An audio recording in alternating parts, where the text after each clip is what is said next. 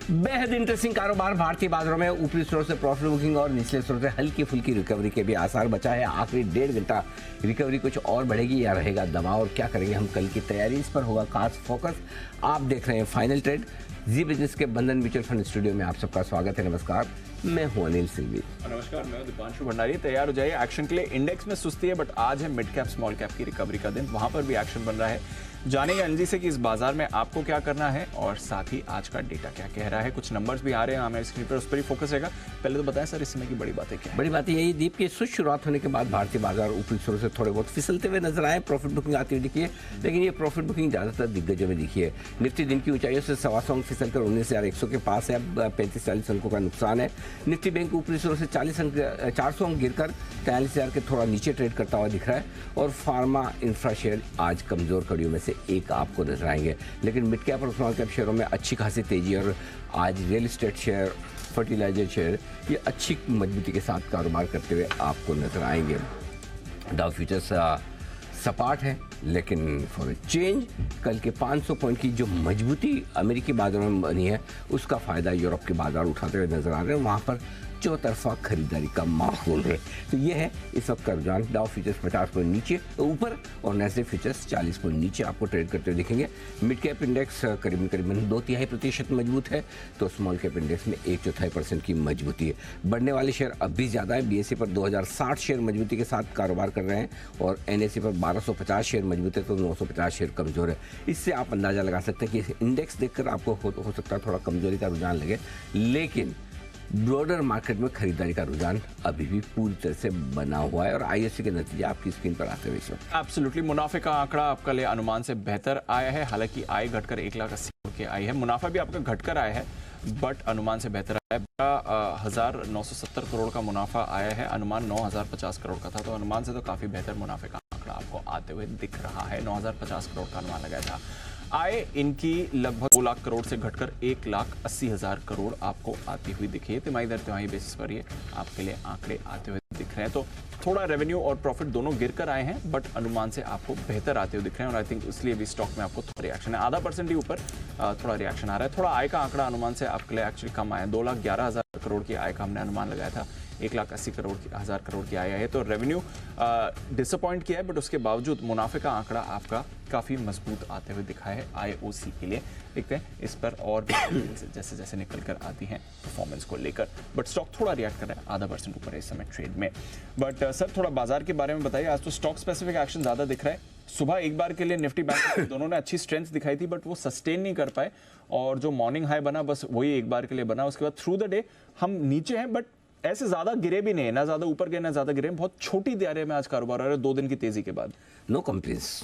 दीप actually आप बढ़ इसलिए नहीं पाए, 2 रीजन है। एक, आप बहुत ज्यादा जरूरत से ज्यादा गैप से खुले, जहाँ एक और आपका गिफ्ट निफ्टी नीचे कमजोरी के साथ 30 पॉइंट नीचे खुलने के संकेत दे रहा है, वहाँ आप 80-90 पॉइंट ऊपर जाकर खुलेंगे, तो फिर तो प्रॉफिट बुकिंग आएगी ना।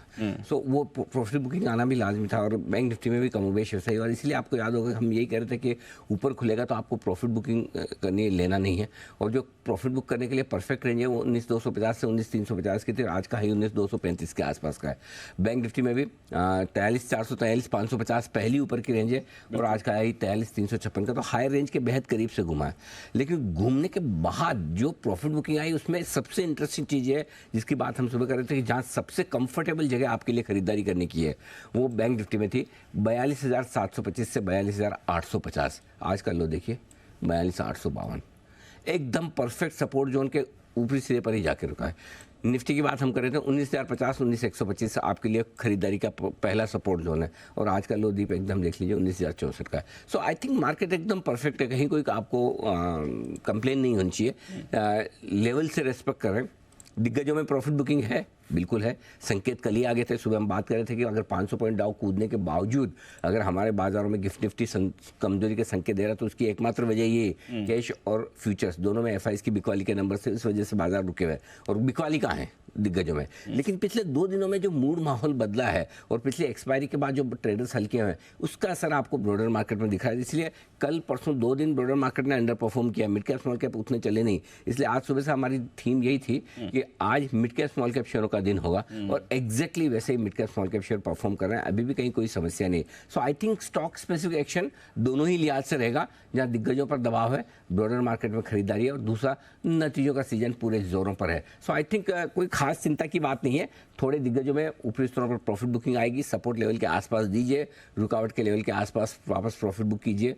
बैंक निफ्टी में भी वैसा ही ट्रेड है, सपोर्ट लेवल पर आपको लेना है, ऊपर के लेवल पर प्रॉफिट बुक करके इंडेक्स में दोनों तरफ के ट्रेड बनते दिखेंगे, और इस बीच में मिड कैप स्मॉल कैप शेयरों में चुनिंदा मौके ढूंढकर वहां पर खरीदारी कीजिए। सेक्टोरल रोटेशन परफेक्ट चल रहा है। फॉर एग्जांपल आज फिर से आपके लिए रियल एस्टेट मजबूत हो गया।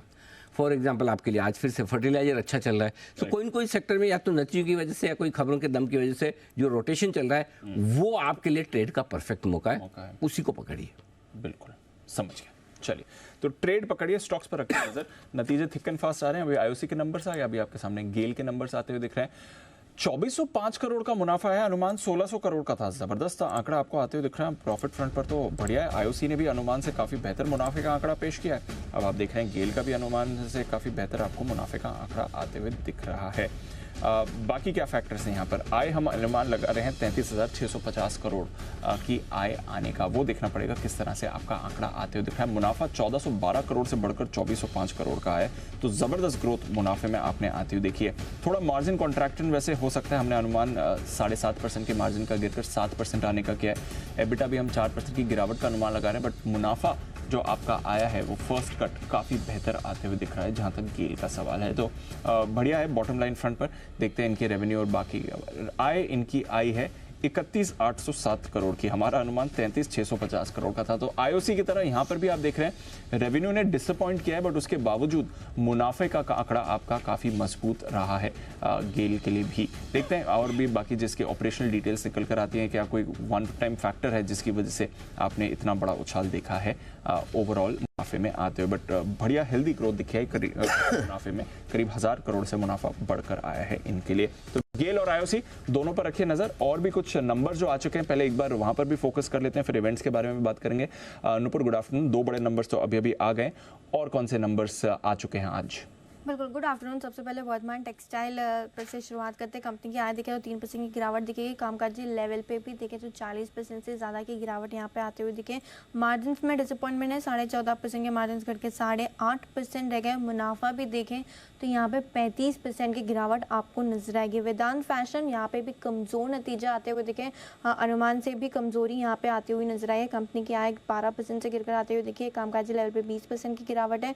मार्जिन देखें तो 400 बेसिस पॉइंट से गिरकर 42% के आसपास आते हुए दिखे। मुनाफा भी अकॉर्डिंगली 29% की गिरावट दिखा रहा है। जिलेट इंडिया कंपनी की आय करीबन 8% से बढ़कर आती हुई दिखी। तो नंबर्स यहाँ पे आप फ्रंट अच्छे नजर आएंगे। जिलेट इंडिया के कामकाजी लेवल पे भी बढ़ते हैं। मार्जिन हालांकि थोड़ी गिरावट यहाँ पे दिखी, लेकिन मुनाफा 7% से बढ़कर आते हुए नजर आया। अरविंद पर भी रखना है फोकस, यहाँ पर भी नतीजे आते हुए दिखे, आपको कमजोरी की तरफ ही दिखेंगे। कंपनी की आय करीबन 11.5% से घटकर आती हुई दिखे। कामकाजी लेवल पे 2% की बढ़त है, लेकिन मार्जिन थोड़े इंप्रूव होते हुए दिखे। वहीं पर मुनाफा देखें तो 36% की गिरावट आपको यहाँ पर भी नजर आएगी। को फैशन कंपनी की आय में 15% की बढ़त नजर आ रही है। कामकाजी लेवल पे देखें तो मुनाफा 15% से बढ़कर आते हुए दिखा है। मार्जिन फ्लैट रहे हैं 30%, और मुनाफा देखेंगे तो 4% की ग्रोथ आपको नजर आएगी। आर्किन केमिकल्स पर भी रखनी है नज़र। कंपनी की आय बिल्कुल फ्लैट ग्रोथ यहाँ पे रही है। कामकाजी लेवल पे कमज़ोरी नज़र आ रही है, 19% की गिरावट दिखेगी। मार्जिन भी 700 बेसिस पॉइंट से गिर के 33% के रह गए, और मुनाफा भी देखे तो सिर्फ 3% ऊपर इस क्वार्टर में आते हुए दिखा है। इसके अलावा 2-3 स्टॉक्स हो रहे हैं जहाँ पे खबरों के दम पे फोकस है। सेलो जहाँ पे आज दूसरा दिन है IPO का, करीबन 91% का सब्सक्रिप्शन आते हुए दिखा है। रिटेल में देखेंगे तो 49% का सब्सक्रिप्शन आपको दिखेगा। L&T जहाँ पे 15,000 करोड़ से ज़्यादा के ऑर्डर्स मिले, मिडल ईस्ट की तरफ से ये ऑर्डर आते हुए दिखे, तो ये स्टॉक फोकस में है। ब्लॉक डील में आयनॉक्स विंड 3.25 करोड़ शेयरों के सौदे हुए, 10% इक्विटी एक्सचेंज हुई है। पावर ग्रिड में करीबन 99 लाख शेयर्स एक्सचेंज किए गए। M&M फाइनेंस में भी 15 लाख शेयर्स के कई सौदे हुए। लास्ट में भारतीय एयरटेल यहाँ पर भी करीबन 12 लाख शेयर की इक्विटी एक्सचेंज सुबह से हुई है। बहुत एक्शन हो रहा है, स्टॉक स्पेसिफिक मूव्स भी आपको आती हुई दिख रही हैं। आइए कुशल से जानते हैं कुछ इंपॉर्टेंट ट्रिगर्स और इवेंट्स आने वाले समय के लिए। कुशल बताएं। Good afternoon. गुड आफ्टरनून दीप। इंपॉर्टेंट ट्रिगर्स में भारतीय एयरटेल, L&T, टाटा कंज्यूमर के नंबर्स अभी भी आने बाकी है। साथ ही एफएन स्पेस से आईओसी के तो नंबर्स आ चुके हैं, माफ कीजिएगा, आईओसी और गेल के नंबर्स आ चुके हैं। मैक्स फाइनेंशियल सर्विसेज, नवीन फ्लोरेन समेत जीएसपीएल और बिरला सॉफ्ट के नंबर्स आने बाकी है। आरबीआई की मॉनिटरी और साथ ही क्रेडिट इन्फॉर्मेशन रिव्यू भी होने वाला है और ग्लोबल इवेंट के लिहाज से 2 दिन की एफओएमसी की जो बैठक है वो आज से शुरू हो जाएगी। यूरोप के लिहाज से अक्टूबर महीने का सीपीआई आंकड़ा भी इंपॉर्टेंट रहने वाला है आज के दिन में। जहां तक कल का सवाल है, निफ्टी से Hero MotoCorp, Sun Pharma, Tata Steel और ब्रिटानिया अपने नंबर्स घोषित करेंगी। एफएनओ स्पेस से GCPL, IGL, LIC housing, REC, Ambuja cement और इंडिया सीमेंट्स पर भी नजर रखिए। ओरिएंट ग्रीन पावर, यहाँ पर नतीजों के साथ साथ राइट शेयरों पर बोर्ड बैठक है और बोनस शेयर पर विचार करेगा सफारी इंडस्ट्रीज, इनके नतीजे भी आएंगे कल के दिन में। ऑटो सेल्स के नंबर्स भी आएंगे कल से और साथ ही बजाज फाइनेंस, यहाँ पर बजाज फिनसर्व को इशू किए जाने वाले जो वारंट्स है उसकी कीमत तय करने के लिए बोर्ड बैठक कल होगी। गुजरात गैस, जो बढ़ी हुई कीमतें हैं इंडस्ट्रियल गैस की, वो कल से लागू होती हुई नजर आएंगी। साथ ही लिखिता इंफ्रा, इनका जो 20% शेयरों का लॉक इन है वो खत्म होता हुआ दिखेगा। महाराष्ट्र सरकार ने लिकर पर जो वैट है वो भी 5% से 10% बढ़ाया है, वो भी कल से लागू हो जाएगा। और आईपीओ के लिहाज से ब्लू जेट हेल्थ केयर, इसकी कल लिस्टिंग होगी। सेलो वर्ल्ड, ये इसका आईपीओ बंद हो जाएगा और साथ साथ नेस्ले इंडिया एक्स डिविडेंड भी ट्रेड करता हुआ दिखेगा। फेड की पॉलिसी है ऑफकोर्स रात को, तो उस पर भी हमारा नज़र बनी रहेगी। जहाँ तक 2 नवंबर थर्सडे का सवाल है, निफ्टी से टाटा मोटर्स और अदानी एंटरप्राइजेज अपने नंबर्स घोषित करेंगे। एफएनओ स्पेस से कई सारी कंपनियां हैं, selected names Berger paints, Cholamandalam investments, Concor, Dabur और गोदरेज प्रॉपर्टीज ऐसे स्टॉक्स हैं। वैलियंट लैब, यहाँ पर 50% आईपीओ एंकर लॉक इन खत्म होता दिखेगा 30 डेज का और ग्लैंड फार्मा भी 20% शेयरों पर लॉक इन का भी ओपन हो जाएगा। ओनासा कंज्यूमर, इसका आईपीओ बंद होगा 2 नवंबर को। इशू साइज कुल मिलाकर 1701 करोड़ रुपए का है। एक्स डिविडेंड है एचयूएल, टेक महिंद्रा और कोफोर्ज की और भारत बनाम श्रीलंका, ये मैच भी होगा 2 तारीख को। ओके, 2 तारीख यानी परसों। कहाँ पर है मैच? मुंबई में। मुंबई में? पक्का? हाँ हाँ सर। टिकट आ गई आपके पास? सर टिकट हाँ करवा सकते हैं आप। नहीं तो फिर पक्का कैसे हुआ कि मुंबई में मैच है? बांध खड़े ना। आजकल तो लोगों से आप उनकी वसीयत मांग लो, चलेगा। टिकट मत मांगो, करेक्ट है ना? बिल्कुल। मतलब पता नहीं, मतलब क्या इस बार तो मतलब वाकई में जबरदस्त काम है। चलिए, तो परसों, लेकिन परसों तो गुरुवार है। गुरुवार के दिन दोपहर 2 बजे वाला मैच है। इंडिया की बैटिंग सेकंड आए तो अच्छा, सेकंड आए तो हाँ, ना? यही नॉट दैट कि हम लोग चेस करने में मास्टर, ऐसा हमारा कोई ख्याल नहीं है। हम सिर्फ देखना चाहते हैं, इसलिए फर्स्ट वाली में हमारी मिस हो जाती है। हाँ, ट्रैवल वगैरह सेकंड हाफ में होनी चाहिए। बिल्कुल। और चेज में वैसे भी मजा आता है। चेस में मजा तो आता ही है। देखो, मजा तो देखो ऐसा नहीं है, पहले बॉलिंग में भी बहुत मजा आया, मैं पहले बैटिंग में भी मजा तो पूरा आया, थोड़ा डर डर के आया। हाँ, तो बार बार लग रहा था 230 कम तो नहीं बनाए, लेकिन बाद में बॉलिंग की तो लगा कि नहीं, सफिशिएंट है। 100 रन, 230 पे 100 रन, वो भी इंग्लैंड है ना। जैसे अब तो वो भी इंग्लैंड तो मतलब तो अफगानिस्तान 3 गेम जीत रहा है सर वर्ल्ड कप में। इंग्लैंड से ज्यादा अफगानिस्तान ने गेम जीत लिए हैं। पता चला टॉप 4 में अफगानिस्तान ही पहुंच गई, एक आध और जीत लेता है। बांग्लादेश को उस दिन हरा देता तो शायद सेमीज के लिए हो जाता। चलो कोई बात नहीं, but better luck next time. Okay, चलिए, तो ढेर सारा एक्शन है आपके लिए क्रिकेट के मैदान में, क्रिकेट के बाहर भी, और हमारे एक्सपर्ट्स भी हैं तैयार। बिगुल के साथ तो सुबह स्वागत होता है, पिक ऑफ द डे। अभी तो इंडिविजुअल बिगुल ही बजेगा। पहला है वागले साहब के लिए, वागले का वंडर।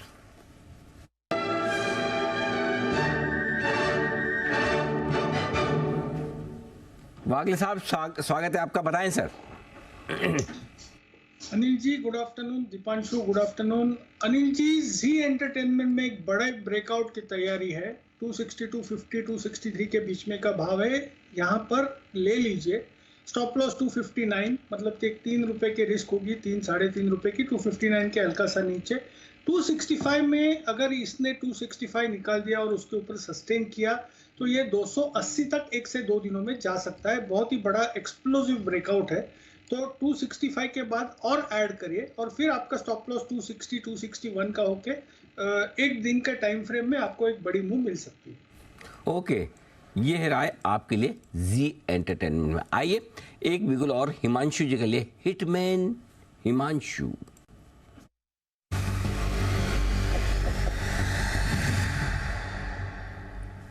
बताएं sir. Good afternoon to Anil ji, good afternoon to Deep. Anil ji, stock coincidentally same ही था। जी एंटरटेनमेंट में ही एक जी लिमिटेड में, माफ कीजिएगा, एक अच्छी शॉर्ट कवरिंग बनते हुए नजर आ रही है। क्योंकि वागले साहब ने ऑलरेडी इसको फ्यूचर्स में कवर किया है, तो मैं ऑप्शंस के जरिए इसमें ट्रेड देना चाहूंगा। 260 के स्ट्राइक की कॉल ऑप्शन जो कि 13.5, 14 रुपए की रेंज में ट्रेड कर रही है, इस लेवल पे खरीदारी करें। ₹12 का यहाँ पर स्टॉप लॉस लगाना है। पहला टारगेट रहेगा ₹17 का और दूसरा टारगेट रहेगा ₹19 का। जी लिमिटेड की 260 के स्ट्राइक की कॉल ऑप्शन में खरीदारी करके चलने की सलाह। ओके तो फ्यूचर्स में ट्रेड करना है तो फ्यूचर्स में ट्रेड करिए, ऑप्शंस में ट्रेड करना है तो वो भी ऑप्शन आपके पास आ गया है, बट जी एंटरटेनमेंट में ब्रेकआउट आ रहा है और यहाँ पर आपके लिए काउंटर्स पे ट्रेड के आइडियाज भी मिल रहे हैं। आइए एक बढ़िया DII pick Diwali investment idea ये भी ले लेते हैं और ये हमें दे रहे हैं सेंट्रम ब्रोकिंग के नीलेश जैन साहब।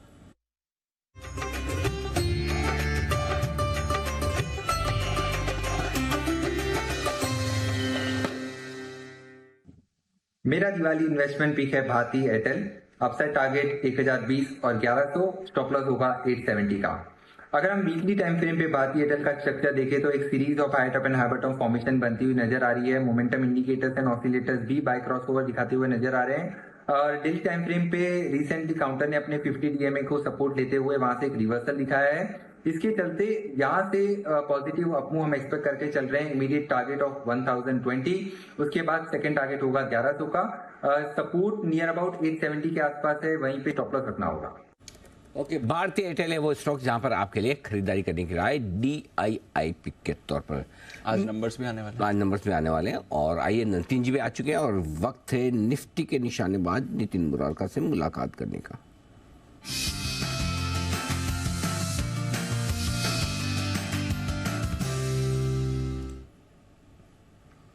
बताइए नितिन जी, क्या ऑप्शन ट्रेड करना चाहेंगे आज? जी 19,100 की कॉल ऑप्शन लेंगे, 91 में मिल रही है। ये 19,100 की कॉल ऑप्शन हो गई, करीब करीब एट द मनी भी हो गई, इन द मनी भी हो गई, 91 में मिलती है और इसका स्टॉप लॉस बनेगा ₹70 का, 70 का, यानी आपका स्टॉप लॉस बन गया ₹22 का और फर्स्ट टारगेट बनेंगे 115 के और उसके ऊपर निकलती है तो 125 के। जैसे आज मार्केट खुलने के बाद नीचे गई, नीचे से फिर रिकवरी आ रही है। डेटा वैसे फर्स्ट हाफ नेगेटिव था बट सेकंड हाफ में इम्प्रूवमेंट हम देख रहे हैं और दूसरी बात यह है कि रोल ओवर जो हो रखे हैं अप टू नवंबर में वो पॉजिटिव साइड रोल ओवर है, इसलिए हम देख रहे हैं कि डिप पे बाइंग आ रही है।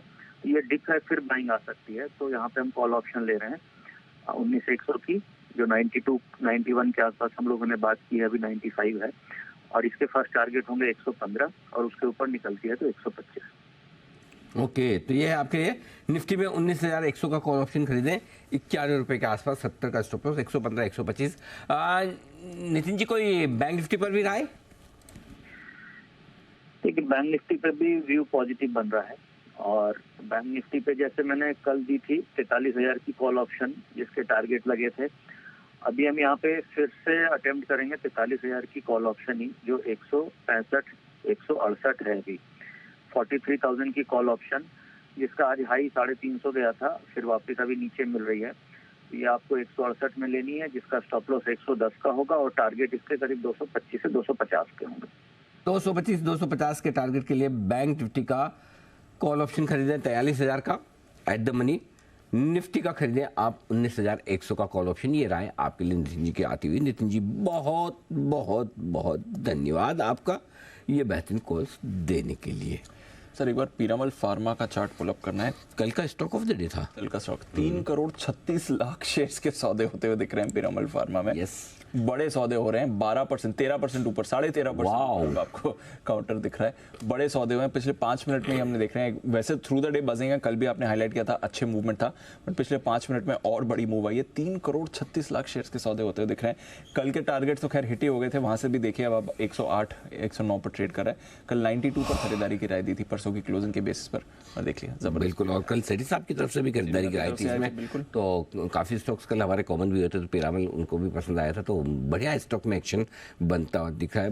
बंसल जी की भी तरफ से एक बार जरा इस पर अपडेट लिया जाए, राय ली जाए, बताएं सर। अनिल जी मैं तो राय नहीं, अनिल जी मैं तो आपके पीछे पीछे आ रहा हूँ। अनिल जी कल आपने इसको रिकमेंड किया था और आज जिन स्तरों पे चल रहा है 107-8 पर, 108 के ऊपर की अनिल जी डिसाइसिव क्लोजिंग हो जाए तो ये बड़ी री रेटिंग का कैंडिडेट बनेगा। आप तो मतलब कि दूसरी चीजें देखते हो जो पहले पकड़ लेते हो। चार्ट्स के ऊपर, बड़े चार्ट्स पर बड़ा रिवर्सल है, 108 रुपए के ऊपर निकल के सस्टेन करता है, तो 108 रुपए के ऊपर की क्लोजिंग हो जाए तो अनिल जी आप वाली कॉल को मैं और कुणाल जी आगे ले जाएंगे। बस कंडीशन एक ही है कि 108 के ऊपर की क्लोजिंग चाहिए, उसके बाद की सारी जिम्मेवारी कुणाल जी की। अच्छा, और 108 के ऊपर क्लोजिंग की जिम्मेदारी सेठी साहब के अभी 2:30 बजे आएंगे। देखो काम बांटते रहना चाहिए, है ना। अकेला आदमी क्या क्या करेगा, कितना करेगा। आ रहे हैं सेठी साहब, अभी चिंता न करें जी। चलिए तब तक एक चार्ट कॉर्नर की पिक राकेश जी, कुणाल जी की तरफ से।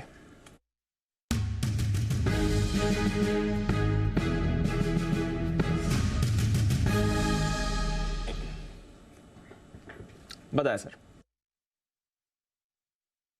दीपांशु, हमारा भी जो स्टॉक है वो हिमांशु जी और बागले जी से स्टॉक के सेक्टर से मिलता जुलता सेक्टर्स का स्टॉक है सन टीवी। सन टीवी पर खरीदारी की राय है। एक positive crossover both on leading and lagging indicators यहां देखने को मिल रहा है, तो सन टीवी को खरीदें। ओवर टू कुणाल जी। देखिए दीपांशु, स्टॉक लगातार बाजार को आउट परफॉर्म कर रहा है। हायर बॉटम्स की श्रृंखला है, 50 डेज मूविंग एवरेज के ऊपर ट्रेड कर रहा है। एक अच्छा खासा करेक्शन हुआ, नीचे के लेवल्स पर अच्छे पैटर्न्स बने और अब ब्रेकआउट आता हुआ दिख रहा है। तो हमें लगता है कि स्टॉक की अपर ट्रेजेक्ट्री यूं ही बरकरार रहेगी। इन स्तरों पर बाय करके चलें। एक छोटा सा स्टॉप लॉस 630 रुपए 630 पर रखें। पहला टारगेट स्टॉक के लिए होगा 650 रुपए का, इवेंचुअल टारगेट 662 रुपए का।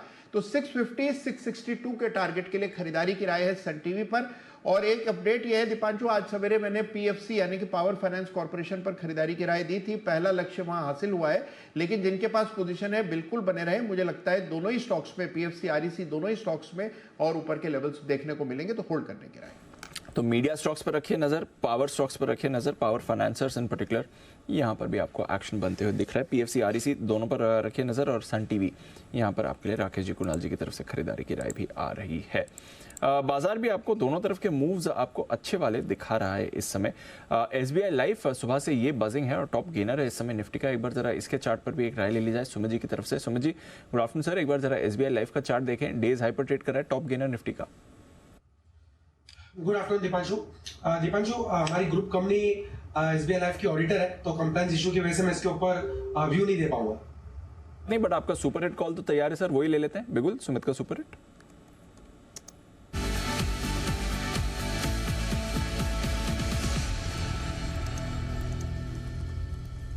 बताएं सर। बिल्कुल दीपांशु, एक बाय का स्टॉक अभी मेरे रडार पे आया है। कल मैंने बीपीसीएल दिया था। आज जो स्टॉक अभी मेरे रडार पे आया है उसका अभी भाव चल रहा है 248 टू 48.50। स्टॉक का नाम है हिंद पेट्रो। एचपीसीएल के अंदर यहां से ऊपर का मूव देखने को मिलना चाहिए। एचपीसीएल में एक गिरावट के बाद लोअर लेवल से एक बाउंस बैक के संकेत मिल रहा है। आज स्टॉक के अंदर तेजी का मूव देखने को मिल रहा है और पिछले 3-4 दिनों के हाई लेवल पे स्टॉक अभी ट्रेड कर रहा है। एचपीसीएल के अंदर यहां से ऊपर का मूव देखने को मिलना चाहिए, जिसमें पहला टारगेट बनेगा 254 रुपए का, दूसरा टारगेट बनेगा 258 रुपए का। स्टॉक का जो नीचे में चार्ट्स के ऊपर सपोर्ट है 242 243 के पास है, तो 242 का स्टॉप लॉस लगा के एचपीसीएल में खरीदारी करें। 3-4 दिनों के अंदर इसमें एक बढ़िया मूव ऊपर की तरफ का देखने को मिलना चाहिए, जिसमें पहला टारगेट बनेगा 254 का, दूसरा टारगेट बनेगा 258 का। खरीदारी करें एचपीसीएल। खरीदारी की राय आ रही है एचपीसीएल में, यहां पर आप रखें नजर। अभी थोड़ी देर पहले हमने आईओसी के नंबर्स भी आते हुए देखे थे। GETND इस पर भी रखिए नजर। पावर ग्रिड से 500 करोड़ रुपए का इन्हें ऑर्डर मिला है और स्टॉक में आपको तेजी भी दिख रही है। 5% ऊपर GETND आपको ट्रेड भी करते हुए दिख रहा है। पावर ग्रिड की तरफ से 500 करोड़ रुपए का ऑर्डर मिला है, तो उसका इंपैक्ट स्ट्रेट अवे आपकी स्क्रीन पर आ रहा है। GETND इस पर रखिए नजर। पावर डिस्ट्रीब्यूशन, पावर फाइनेंसर्स और इस स्पेस पे जड़े जो भी बाकी स्टॉक्स हैं, सभी काउंटर्स में आपको एक जबरदस्त मूव इस समय आती दिख रही है। तो GETND इन्हें भी ऑर्डर विन के बाद थोड़ा एक्शन में आ रहा है, स्पाइक करके डेज हाई पर ये काउंटर ट्रेड करते दिखेगा। BHEL इस पर भी एक अच्छा मूवमेंट आ रहा है। कल इस काउंटर की बात भी हो रही थी और BHEL में आप देख रहे हैं लंबे समय बाद थोड़ा एक्शन आया। सुमित जी, मुझे याद है कल दोपहर ही आपकी तरफ से यहाँ पर कॉल भी आया था। BHEL जरा देखिए, थ्रू द डे थोड़ा उतार चढ़ाव रहा, बट अब वापस मोमेंटम पकड़ रहा है BHEL। दीपांशु, BHEL के अंदर मूव ऊपर का देखने को मिलेगा। स्टॉक बढ़िया है, स्टॉक के अंदर मोमेंटम तेजी का शुरुआत हो चुका है। बड़ी तेजी देखने को मिलेगी जब ये एक बार 125 का लेवल तोड़ देगा। यहां से बाउंस बैक और पुल बैक तो जरूर देखने को मिलना चाहिए। तो ऊपर में 125 तक के इमीडिएट टारगेट है, 130 तक का रैली भी फिर जल्दी देखने को मिलेगा। पोजीशंस होल्ड करें, कोई भी छोटा मोटा डिप आता है तो खरीदारी करें। ये छोटे मोटे डिप में करें खरीदारी भेल में। और ये है राय आपके लिए सुमित जी की तरफ से। छोटा या मोटा डिप कोई भी हो, खरीदे जरूर। हाँ आइए यार, एक चीज बताओ, छोटा मोटा, छोटा हो तो छोटा माना जाता है, मोटा हो दोनों छोटा मोटा में तो छोटा ही माना जाता है। छोटा ही माना जाता है। ऐसा क्यों? बेनिफिट बंसल जी, हिंदी भाषा का ज्ञान ज्यादा किसको है आपके हिसाब से हमारे पैनल में? नहीं अनिल जी, ये कुणाल जी को अनिल जी ज्ञान बहुत अच्छा है हिंदी का, बट वो थोड़ी सी रिफाइंड वाली हिंदी अनिल जी, ये छोटा मोटा वाली जो है ना, ये मतलब कि ठीक ठीक बोलूंगा तो वो अच्छा नहीं लगेगा अनिल जी। कुणाल जी को थोड़ी हाई क्लास हिंदी का ज्ञान अच्छा आप ये कह रहे हैं कि कुणाल जी को छोटा मोटा ज्ञान नहीं, बड़ा वाला ज्ञान है, मोटा ज्ञान है, खाली छोटा मोटा ज्ञान नहीं, यही ना?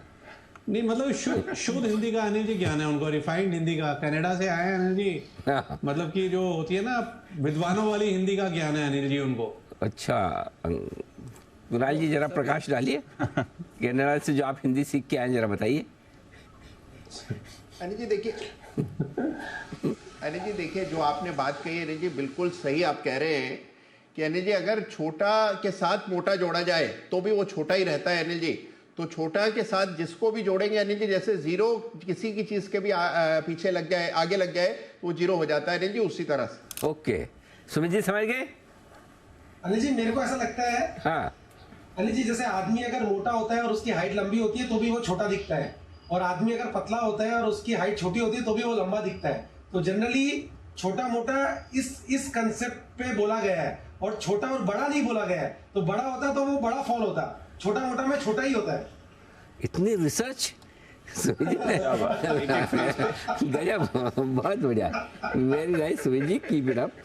तो चलिए, ये है आपके लिए हीरो मोटोकॉर्प का नतीजों का अनुमान जो लेकर आए हैं कुशल। नतीजे आने वाले हैं कल, बताएंगे अभी कैसे रहेंगे रिजल्ट्स। कुशल बताइए। बिल्कुल सर, तो नंबर्स के लिहाज से आप देखिए यहाँ पर रेवेन्यू फ्रंट पर करीबन 2.2% की बढ़त के साथ 9,275 करोड़ पर कंपनी अपनी आय घोषित कर सकती है। वॉल्यूम के लिहाज से 0.8% घटकर 14.17 लाख होने का अनुमान है। रियलाइजेशंस के पर्सपेक्टिव से भी आप देखेंगे तो यहाँ पर करीबन 2.5 से 3% तक की बढ़त है। 65,305 रुपये प्रति यूनिट ये कंपनी की नेक्स्ट रियलाइजेशन हो सकती है। ऑफकोर्स मार्जिन के लिहाज से 11.4% से बढ़कर 13.9% ये कंपनी की मार्जिन अब हो सकती है। तो मार्जिन के लिहाज से अच्छी प्रदर्शन रह सकते हैं, और मुनाफा करीबन 37% ग्रो कर 980 करोड़ पर अब कंपनी क्लॉक इन कर सकती है। ऑफ कोर्स इसका जो सहारा है, जो मुनाफा इतना बढ़ सकता है, वो अदर इनकम से भी है। करीबन 60% बढ़कर 150 करोड़ पर अब कंपनी का ये अदर इनकम का फिगर भी इस बारी आ सकता है। ऑफ कोर्स ये देखना है कि एक्सपोर्ट्स और साथ ही जो ग्रामीण मांग है उसको लेकर किस तरह का आउटलुक रहने वाला है, कंपनी का पर्सपेक्टिव जानना ज़रूरी है। और नए प्रोडक्ट लॉन्च की टाइमलाइंस और कुछ अगर ईवी प्रोडक्ट्स लेकर आ रहे हैं तो उस पर भी फोकस रहेगा। ओके, तो ये है आपके लिए हीरो मोटोकॉर्प के नतीजों का पूर्वानुमान। स्टॉक हल्का सा सुस्ती के साथ ट्रेड करता हुआ दिख रहा है, न बड़ी तेजी है न कोई कमजोरी का मूड माहौल है। तो एक बार वागले साहब से जरा चार्ट्स पर राय ली जाए। वागले साहब जरा कष्ट करें हीरो मोटोकॉर्प के चार्ट्स देखने का। नतीजों के पहले कोई ट्रेड बनता है तो बताएं, अदरवाइज आप कुणाल जी, राकेश जी की तरह नोटा का इस्तेमाल कर सकते हैं आराम से। अनिल जी बहुत ही ज्यादा कष्ट आपने मुझे दिया है, क्योंकि मुझे बड़ा आनंद आया ये सुन के, मैं अपने लक्ष्य में सफल हुआ जी। क्योंकि अनिल जी चार्ट में कुछ भी नहीं है। 3100 का एक सपोर्ट है, उसके आसपास है, वो ब्रेक होगा। मेरे को बहुत ज्यादा साइडवेज दिखता है, लेने का तो कोई सवाल नहीं है एज अ ट्रेडर।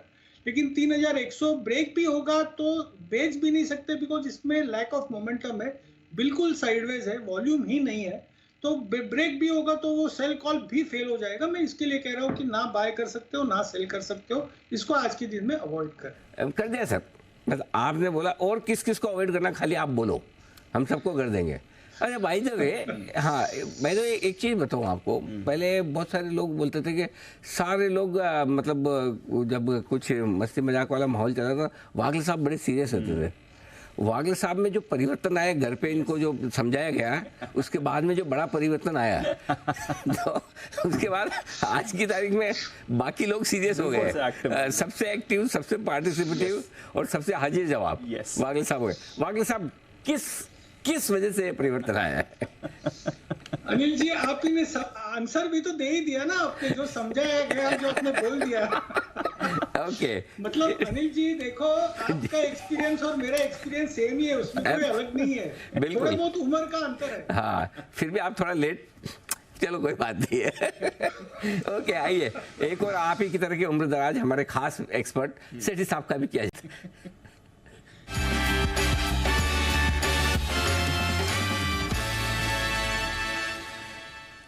सेठी साहब बहुत बहुत स्वागत है आपका। सबसे पहले तो पिरामल फार्मा के लिए आपको बहुत बहुत बधाई। और बंसल जी ने आपको एक काम सौंपा है, सुना तो होगा आपने? क्या काम अनिल जी? ऐसे तो मैं सुन रहा था, बट बंसल जी ने मेरे लिए स्पेसिफिक क्या काम बोला? बाकी अनिल जी एक बात आपकी अच्छी नहीं लगी आज अभी। देखो अच्छी लगी वही बताओ, जो अच्छी नहीं लगी वो तो मुझे पता है। अरे मैं तो सोचा कि लोग बाग ज्यादा उसको नोटिस नहीं किए होंगे तो नोटिस करवाऊंगा मैं बोल के, मतलब गलती हो जाएगी। हाँ वही वर्ड यूज कर दिया अनिल जी आपने आज। हाँ फालतू में बोलो मत, नहीं तो लोगों को पता चल जाएगा मैंने आपको उम्रदराज बोला। हाँ अच्छा एक मिनट, बंसल जी ने आपको क्या काम दिया? बंसल जी बताइए जरा। मैंने सेठी साहब को कहा, नहीं अनिल जी रिक्वेस्ट करिए कि पिरामल फार्मा को 108 109 के ऊपर की क्लोजिंग करा दें, उसके बाद की पूरी जिम्मेवारी जो है ना वो मेरी और कुणाल जी की हो जाएगी पिरामल फार्मा की। पहले बधाई तो दो सेठी साहब को, बहुत बहुत ही जबरदस्त बढ़िया वर्ल्ड कॉल था सेठी साहब, बधाई स्वीकार कर रहे हैं। 108 109 के ऊपर की क्लोजिंग चाहते हैं। Let's see what happens. बताइए सर आज क्या है इरादा? Good afternoon Anil ji, good afternoon Deepanshu. नहीं अनिल जी, जो रिजल्ट्स आए हैं ना इसके पिरामल फार्मा के, और खास करके रिजल्ट्स के बाद जो कॉनकॉल आया है जिसमें इन्होंने जो सीडीएमओ ग्रोथ की बात करी है, जो एक जबरदस्त ग्रोथ दर्ज करी है और डेट रिडक्शन किया है, फिर इनके खुद का जो कन्विक्शन है कि they will have a much better second half of FY24, तो इन सबको देखते हुए कोई डाउट नहीं है कि ये स्टॉक 115-20 तो बहुत ही जल्दी आ जाएगा। और Anil ji heads of to you, आपने भी कल सुबह स्टॉक ऑफ द डे में 92 रुपए में दिया और एक ही दिन में करीबन 15% के रिटर्न्स निवेशकों के बने। अनिल जी आज दो स्टॉक्स हैं कैश मार्केट के जिनमें खरीदारी करनी है, और जो पहला स्टॉक है अनिल जी, स्टॉक का नाम है HBL पावर, जो 293 के लेवल्स पे अभी ट्रेड कर रहा है। ये कंपनी जो दो हाई ग्रोथ सेक्टर्स है हमारे बाजार में, जहां पे एक बहुत ही धुआंधार तेजी चल रही है, डिफेंस और रेलवेज, दोनों सेक्टर को कैटर करने वाली कंपनी है। डिफेंस सेक्टर को देखेंगे तो ये बैटरीज बनाती है फॉर सबमरीन्स, टॉर्पीडोज, मिसाइल्स और एयरक्राफ्ट, इन सब के लिए बैटरीज बनाती है। दुनिया की दूसरी सबसे बड़ी निकल कैडमियम बैटरीज बनाने वाली कंपनी है। 80 से ज्यादा देशों में प्रेजेंस है इसका, एक्सपोर्ट करती है। और जितने एमएनसीज, कई सारे बड़े एमएनसीज इनके क्लाइंट्स हैं जिनको ये बैटरी सप्लाई करती है। ये तो हो गया इनका डिफेंस का कारोबार। और जहां तक रेलवेज का सवाल है, वहां पे एक्सप्लोसिव ग्रोथ दर्ज करनी चाहिए कंपनी। ये कंपनी जो train collision avoidance system TCAS, और अपने लैंग्वेज में इसको कवच बोलते हैं, जो रेलवेज बहुत ही सीरियसली प्रोक्यूर कर रही है जब से ये ओडिशा वाला एक अनफॉर्चुनेट एक्सीडेंट हुआ उसके बाद से। कई सारे ऑर्डर्स इस कंपनी को भी मिले और ये one of the very few companies है जो इस सेगमेंट में काम करती है। इनको ईस्टर्न रेलवे से हाल ही में 220 करोड़ का ऑर्डर मिला, और हमने देखा सरकार ने क्लियर कट रोड मैप एक अनाउंस किया कि 1 लाख करोड़ रुपया वो निवेश करेंगे आने वाले 6 सालों में to revamp the entire railway signalling and safety system. तो उसका एक बहुत बड़ा बेनिफिट इस कंपनी को हो सकता है। और जून क्वार्टर भी बहुत अच्छा था, 51 करोड़ का पैट रिपोर्ट किया, जो पिछले साल जून क्वार्टर में 19 करोड़ का पैट था। एक डिविडेंड पेइंग कंपनी है, और इसके भी नतीजे अभी आएंगे 4 तारीख को, 4 तारीख यानी कमिंग सैटरडे को। और जिस तरह से रेलटेल जो इसी तरह के कारोबार में है उसके नतीजे आए, या जुपिटर वैगन्स के नतीजे, या बाकी भी रेलवे स्टॉक्स के जो रेलवे कंपनीज के नतीजे आए, मुझे लगता है नतीजे बहुत ही अच्छे रहेंगे। तो I am extremely bullish on this stock. मैंने बहुत निचले लेवल से स्टॉक को रिकमेंड किया हुआ है, और यहाँ पे खरीदारी करने की सलाह। शॉर्ट टर्म टारगेट है 315 के, स्टॉप लॉस रखता है 280 रुपए का। 280 का स्टॉप लॉस, 315 के टारगेट के लिए करें खरीदारी, ये राय आपके लिए आती हुई। इस बीच वी गार्ड के नतीजे आपकी स्क्रीन पर फ्लैश होते हुए दिख रहे हैं। आय बढ़ी है, 987 करोड़ से बढ़कर 1134 करोड़ तक आय पहुंचती हुई दिख रही है। केबल, वायरिंग और इलेक्ट्रिक इक्विपमेंट बनाने वाली कंपनियों में जबरदस्त ग्रोथ देखने को मिल रही है, और वी गार्ड भी उसी तरह के नतीजे आपके सामने पेश कर रहा है। कंसोलिडेटेड मुनाफा 44 करोड़ से बढ़कर 59 करोड़, यानी कि लगभग 35% के आसपास की बढ़त आपको इन नतीजों में देखने को मिलेगी वी गार्ड में। तो बढ़िया दमदार परफॉर्मेंस वी गार्ड में आती हुई दिख रही साल दर साल। और इस बीच एक खबर और भी आती हुई दिख रही है, अगर मैं वापस से ला पाऊँ आपके लिए। सोम डिस्टिलरीज, ये वो कंपनी है जिसके लिए खबर आती हुई दिखी है, और इसके चार्ट्स पर बंसल जी राय भी देंगे, कंपनी पे भी राय देंगे, और इस खबर पर भी राय देंगे जो मैं अभी आपको बताने वाला हूँ। कर्नाटक में इन्होंने एक नई बियर लॉन्च की है, लेजेंड के नाम से उन्होंने ये बियर लॉन्च की है। तो ये अभी अभी खबर आई है, और उसके बाद देखिए स्टॉक में 3.5% की तेजी शानदार बनती दिख रही है। इसकी बिक्री से कंपनी को उम्मीद है कि उनका मार्केट शेयर बढ़ेगा। तो कंपनी की ये उम्मीदें ठीक है क्या बंसल जी? और चार्ट्स पर लोगों की उम्मीदें जो है इस स्टॉक को लेकर वो कितनी ठीक है? बंसल जी जरा बताएं। कुणाल जी भी हाथ खड़ा कर रहे हैं, वो भी कुछ कहना चाहते हैं। पहले बंसल जी के पास। अनिल जी, सबसे पहले तो एक अपडेट है, इस स्टॉक को मैंने और कुणाल जी ने 170 175 के अराउंड, अनिल जी 170 से 170 175 के अराउंड 10 की कमाई में बड़ी जोर से रिकमेंड किया था अनिल जी। तब पूरी रिसर्च करी थी इसकी। दूसरी जो बियर्स हैं जो चल रही हैं, जो मार्केट कैप्चर कर रही हैं, वो तो नाम हम भूल गए अनिल जी। मेरी सेठी साहब जैसी मेमोरी नहीं है कि वो याद रहे अनिल जी। तो सब कुछ बताया था। और टेक्निकली अनिल जी, जो अभी आपने नाम लिया बियर का, लीजेंड बियर, इसके बारे में अनिल जी मैंने भी पढ़ा है, नाम भी बढ़िया है और बिल्कुल ये मार्केट भी कैप्चर करेगा और एक बड़ी री रेटिंग का कैंडिडेट भी बनेगा। और सबसे खास बात क्या अनिल जी, एक बड़ी रैली के बाद स्टॉक में एक शेकआउट हुआ।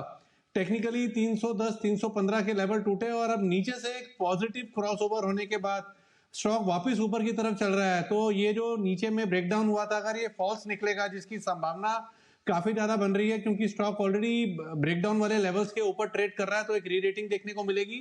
और इसमें अनिल जी एक अपडेट और भी है कि इसके जो प्रमोटर्स हैं वो थोड़ा थोड़ा करके ना मार्केट से माल भी खरीद रहे हैं, तो धीरे धीरे अपना स्टेक बढ़ा रहे हैं। और जब प्रमोटर खरीदता है तो वो कॉन्फिडेंस भी देता है। तो टेक्निकली फंडामेंटली एक री रेटिंग का कैंडिडेट यहां से भी लगता है। आज समझ में आया जिन जिन शेयरों में और जिसमें भी कमेंट्री करने में कुणाल जी का दबाव नहीं होता है। बंसल जी कितना खुलकर अच्छी तरीके से रिसर्च करके सबके सामने रखते हैं। Well done Bansal ji. जी कुणाल जी। नहीं अनिल जी, इसमें मेरे दबाव का इश्यू नहीं है, इसमें इनका इनहेरेंट नॉलेज है अनिल जी। वो जिन चीजों से लगाव होता है आदमी को, उसका ज्ञान ज्यादा होता है। बिल्कुल, ये बात तो इस बात अनिल जी, इसी ज्ञान में अनिल जी मैंने हाल में अखबार में एक खबर पढ़ी है। हाँ? कि आजकल अनिल जी बहुत सी फेक बॉटल्स आ रही हैं, जिनको ये जो लोग हैं ये रिसाइकल करने वाले उस पर गलत लेबल लगा करके और नकली जो है उसमें शराब डाल करके बेच रहे हैं। अच्छा। तो इसीलिए अनिल जी सावधान करना चाहता था बंसल जी को, थोड़ा सावधान रहे। आजकल काफी फेक बॉटल्स आ रही है अनिल जी, मैंने आज ही अखबार में पढ़ा तो मेरे ध्यान में आया नहीं। ये भी होने लगा है। प्रीमियम बॉटल लेते हैं और उसको रीपैकेज करके उसमें सस्ती विस्की डालकर उसे प्रीमियम बॉटल के रेट पर बेचते हैं। अच्छा, क्या नहीं, first copy type. First copy type. हे भगवान, ये सब भी होने लगा है। ये सब भी हो रहा है। किस पे भरोसा करे आदमी? आइए 2:30 बजे की स्ट्रेटेजी। अच्छा भाई, सेठी साहब का एक और भी तो बाकी। अरे सेठी साहब बोलो आप। जी सर बताएं दूसरा।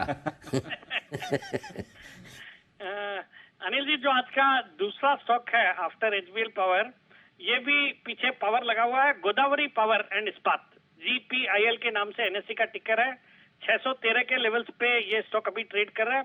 ये रायपुर बेस्ड हीरा ग्रुप की कंपनी है जो पावर और स्टील, जो कि नाम में ही है, गोदावरी पावर एंड इस्पात दोनों बनाती है और मेनली आयरन और पेलेट्स के लिए जानी जाती है। फुल्ली इंटीग्रेटेड कंपनी है जिसके पास कैप्टिव पावर है और कैप्टिव आयरन ओर है। इनकी 2 माइंस है, आरी डोंगरी और बोरिया टिबू, और दोनों ही माइंस में अपनी कैपेसिटी एक्सपेंशन कर रहे हैं, उसका भी फायदा मिलेगा। फिर एक ग्रीनफील्ड स्टील प्लांट भी कंपनी लगाने जा रही है, तो वो भी एक पॉजिटिव है। फिर इनके 2 नए सोलर पावर प्लांट्स भी जल्दी शुरू होने जाएंगे। I am expecting the company to be debt free this year.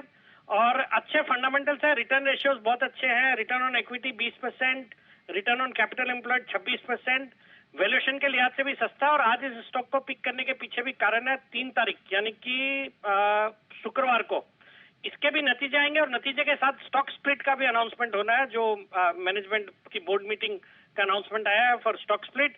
और जहां तक अनिल जी मुझे याद आता है, हाल ही में इस स्टॉक को आपने भी रिकमेंड किया हुआ है, मतलब कुछ दिनों पहले। मुझे लगता है ये स्टॉक बहुत अच्छा करेगा। शॉर्ट टर्म के लिए भी खरीदारी करने की सलाह for a target of 650, stop loss of 595। बिल्कुल, कुछ दिनों पहले ये रेडार पे आया था, आई थिंक नतीजों पर आया था मेरे ख्याल से। बिल्कुल सही कह रहे हैं सेठी साहब। तो यहाँ पर खरीदारी करने की राय गोदावरी पावर में। ओके, तो यहाँ पर भी चलिए एक्शन कर सकते हैं। आइए लेते हैं हम अनिल जी की 2:30 बजे की मार्केट स्ट्रैटेजी।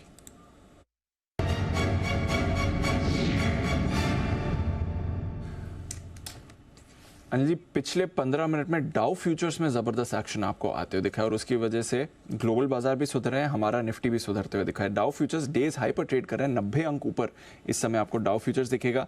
नाज़डैक फ्यूचर्स फ्लैट हो गया है, S&P फ्यूचर्स पॉजिटिव टेरिटरी में आ गया है, निफ्टी भी रिकवर होकर अब वापस पॉजिटिव टेरिटरी में आ रहा है, बैंक निफ्टी भी रिकवर होकर पॉजिटिव टेरिटरी में आने की तैयारी में। तो रिकवरी हो रही है और डाउ फ्यूचर्स में अच्छा एक्शन बन रहा है। इसके अलावा एशियन बाजार में जापान अच्छा था, बट हांगकॉन्ग आपको कमज़ोर दिखा था। यूरोप में अच्छा कारोबार है, आधे % तक की तेजी अक्रॉस यूरोप आपको आती हुई दिख रही है। बताएं सर, क्या करना है इस समय? क्या करना है? सपोर्ट लेवल पर खरीदना है और रुकावट के लेवल पर प्रॉफिट बुक करनी है। ये निफ्टी बैंक निफ्टी के लिए राय है। मिड कैप स्मॉल कैप शेयरों में तेजी के मूड के साथ बरकरार रहना है। 19,000 के नीचे की रिस्क कम है और 19,200 के ऊपर के निकल कर ट्रेड करने की भी संभावना कम। इस 200 पॉइंट की रेंज में आपको करना है टाइम पास। खरीदने के लिए जो बढ़िया जगह है 19,050 के आसपास है, यहाँ से 75 पॉइंट दूर है। 19,050 19,075 के आसपास आए, वहाँ पर लीजिए। बेसिकली आपको 19,100 के नीचे मूड बनाना है खरीदने का, ठीक है। 19,200 के ऊपर मूड बनाना है बेचने का। इस रेंज में ऐसे टाइम पास ऐसा आराम से देखो किधर जा रहा है, ठीक है ना। हर एक लेवल पे कूद फाद करना कोई जरूरी नहीं, कोई 20 तो खेल नहीं रहे, हर बॉल को मारना ही पड़ेगा, नहीं तो गिनती की रह जाएगी। आराम से टेस्ट मैच है। सो अपने लेवल से खरीदिए। 90 लाख शेयरों का ओपन इंटरेस्ट है, 19,000 के पुट में हाईएस्ट है। 1 करोड़ 18 लाख शेयरों का ओपन इंटरेस्ट है कॉल्स में, 19,200 पर हाईएस्ट। सो आपके दोनों तरफ के गोल पोस्ट हो गए। 200 से बाहर निकले 50 इधर के लो, 19,000 के नीचे जाने की चांस है ही नहीं, क्योंकि मजबूती का तो 19,050 पे रुक जाएंगे। सो आपको इस रेंज को बेसिकली ट्रेड करना है 19,050 19,200 इसके हिसाब से, और आप बीचों बीच में। ये आपके डेटा बहुत क्रिस्टल क्लियर, बढ़िया डेटा है। तो मतलब निफ्टी ने बीच में आपको ट्रेड नहीं लेना। अब जैसे मजबूती हो रही है 200 250 आने दो, वहाँ प्रॉफिट बुक करो। कमजोरी होगी तो 19,050 आने दो, वहाँ लेना है, ठीक है। बैंक निफ्टी मज़ेदार बात होता था आपको, एक ही लेवल है जो सबसे इंपॉर्टेंट है, जहाँ पर आप है 43,000। पुट और कॉल दोनों में हाईएस्ट ओपन इंटरेस्ट 43,000 पे ही है। 43,000 के पुट पर 43 लाख शेयर है, कॉल्स पर 55 लाख शेयर हैं। थोड़ा सा कॉल रेट अभी परेशान हो रहा होगा, थोड़ा हल्का ऊपर आया, इतने में होते भी नहीं वैसे, लेकिन कुल मिलाकर 43,000 वो लेवल है जहाँ पर पुट और कॉल दोनों में बराबर ओपन इंटरेस्ट है। नीचे 200 पॉइंट से ज़्यादा की रिस्क नहीं है और ऊपर 43,200 के ऊपर निकलने का बहुत मूड नहीं है।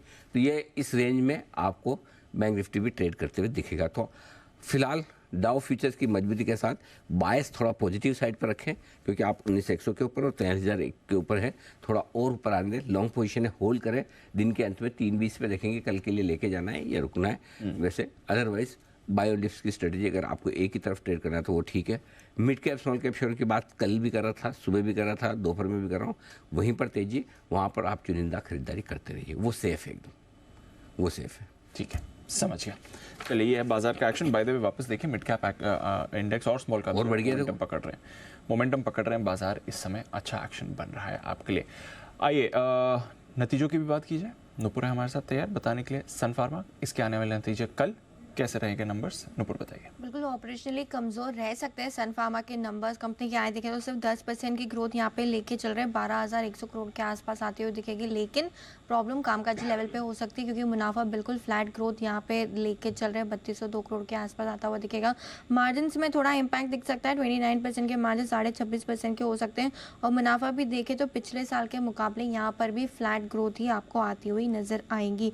टारो फार्मा के भी नतीजे आए थे, हालांकि वहाँ पे बेटर नतीजे आते हुए दिखे तो थोड़ा रेवेन्यू में आपका उसमें आपको असर दिखेगा। लेकिन डोमेस्टिक फॉर्मुलेशन में सिर्फ 8% की ग्रोथ लेके चल रहे हैं, जिसका इम्पैक्ट दिखने वाला है परफॉर्मेंस में।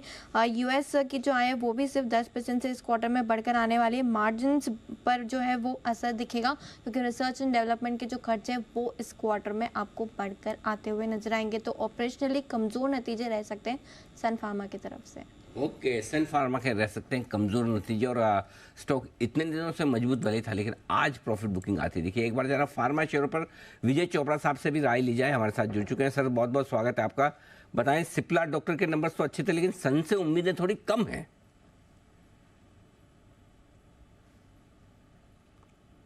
नमस्कार अनिल जी। जी सर। देखिए, मुझे ऐसा लगता है कि थोड़े इनपुट कॉस्ट्स परेशान कर रहे हैं फार्मास्यूटिकल कंपनीज को, और इस वजह से जो प्रॉफिटेबिलिटी है वो थोड़ी सी कॉम्प्रोमाइज हो रही है। बट आई थिंक कि अगर नीचे में अगर आपको 1040 के लगभग सन फार्मा जैसा स्टॉक मिलता है तो बहुत ही अच्छा लेवल है। और आई थिंक इसने आज जो लो लगाया भी है 1068 का लगाया है, तो यहाँ से भी अगर 20-30 रुपए नीचे अगर आपको सन फार्मा मिलता है तो लॉन्ग टर्म के लिए बहुत अच्छी बाय है। 200 DMA है और वैसे भी अग्रणी कंपनी है हमारे देश की। और फार्मा में मैं एक और चीज़ बोलना चाहता हूँ, जिस तरीके की डॉलर की मजबूती भी बरकरार है और मुझे तो कोई अभी तक वीकनेस दिखी नहीं, तो जितने भी एक्सपोर्टर्स हैं उनको फायदा पहुंचता है। तो फार्मास्यूटिकल सेक्टर इन जनरल अच्छा है लॉन्ग टर्म के लिए। और सन फार्मा में मुझे लगता है कि अगर 1040 और 1040 के आसपास कहीं कुछ मिल जाता है तो बहुत ही अच्छा बाइंग लेवल है लॉन्ग टर्म के लिए। तो अभी फिलहाल हो सकता है रिजल्ट रिएक्शन हो, एक आध तिमाही कभी कभी अच्छी कंपनियों की भी खराब चली जाती है, मगर घबराने की आवश्यकता नहीं है, लेने की कोशिश करनी चाहिए 1040 के आसपास। ये है आपके लिए सन फार्मा पर राय आती हुई इस वक्त, और फार्मा शेयरों पर भी चोपड़ा साहब की तरफ से। सनी अग्रवाल साहब भी हमारे साथ कार्यक्रम में हो रहे हैं शामिल, उनसे भी करते हैं मुलाकात। सनी जी, सुदीप शाह साहब भी हमारे साथ कार्यक्रम में शामिल हो रहे हैं, और सुदीप जी से भी कुछ स्टॉक्स पर राय ली जाए जहां पर एक्शन आज भरपूर बनता हुआ दिख रहा है। DLF 2% की मजबूती के साथ डे हाई पर 570 पर पहुंचता दिख रहा है, बताएं सर। अनिल जी, मुझे लग रहा है DLF में जो एक DLF अगर पिछले 2-3 महीने से अगर हम इसका चार्ट देखें तो एक अप ट्रेंड में ही है। एक करेक्शन हमने देखा था ये मार्केट के करेक्शन के साथ, बट बहुत तेजी से ये करेक्शन कंप्लीट भी हो गया और हम देख रहे हैं फिर से DLF अपने जो पुराना लेवल था 565 570 वहां पे आ गया। और इसी के साथ साथ अपने जो शॉर्ट टर्म मूविंग एवरेजेस है, जो 20 दिन का एक्सपोनेंशियल मूविंग एवरेज, इसके ऊपर स्टॉक अब फिर से टिक रहा है, नतीजे भी अच्छे आए हैं। तो मुझे लग रहा है पूरा real estate space, DLF, Oberoi realty, Godrej property, सब में एक तेजी का माहौल है। और ये स्टॉक में DLF में स्पेसिफिकली यदि हमें बाय भी करना है तो मुझे लग रहा है 550 का स्टॉप लॉस से 585 और 595 के टारगेट्स आने वाले कुछ सेशंस में आ सकते हैं, तकरीबन 4-5 सेशन में। और अच्छा मोमेंटम है, अच्छा बिल्डअप लॉन्ग साइड पे, और एट द मनी के पुट्स में भी राइटिंग हो रही है। मुझे लग रहा है ये एक स्ट्रॉन्ग पिक है एज अ BTST ऑल्सो, और पोजिशनली भी अगले 3-4 दिन के लिए। तो ये है आपके लिए DLF, इस पर रखिए नजर, एक्शन में आ रहा है। रियल एस्टेट स्टॉक्स में वैसे भी बढ़िया मूव बनी हुई है, नतीजों का भी एक्शन आ रहा है। आइए सुमित जी के पास चलते हैं, सुमित के सुपरहिट के लिए।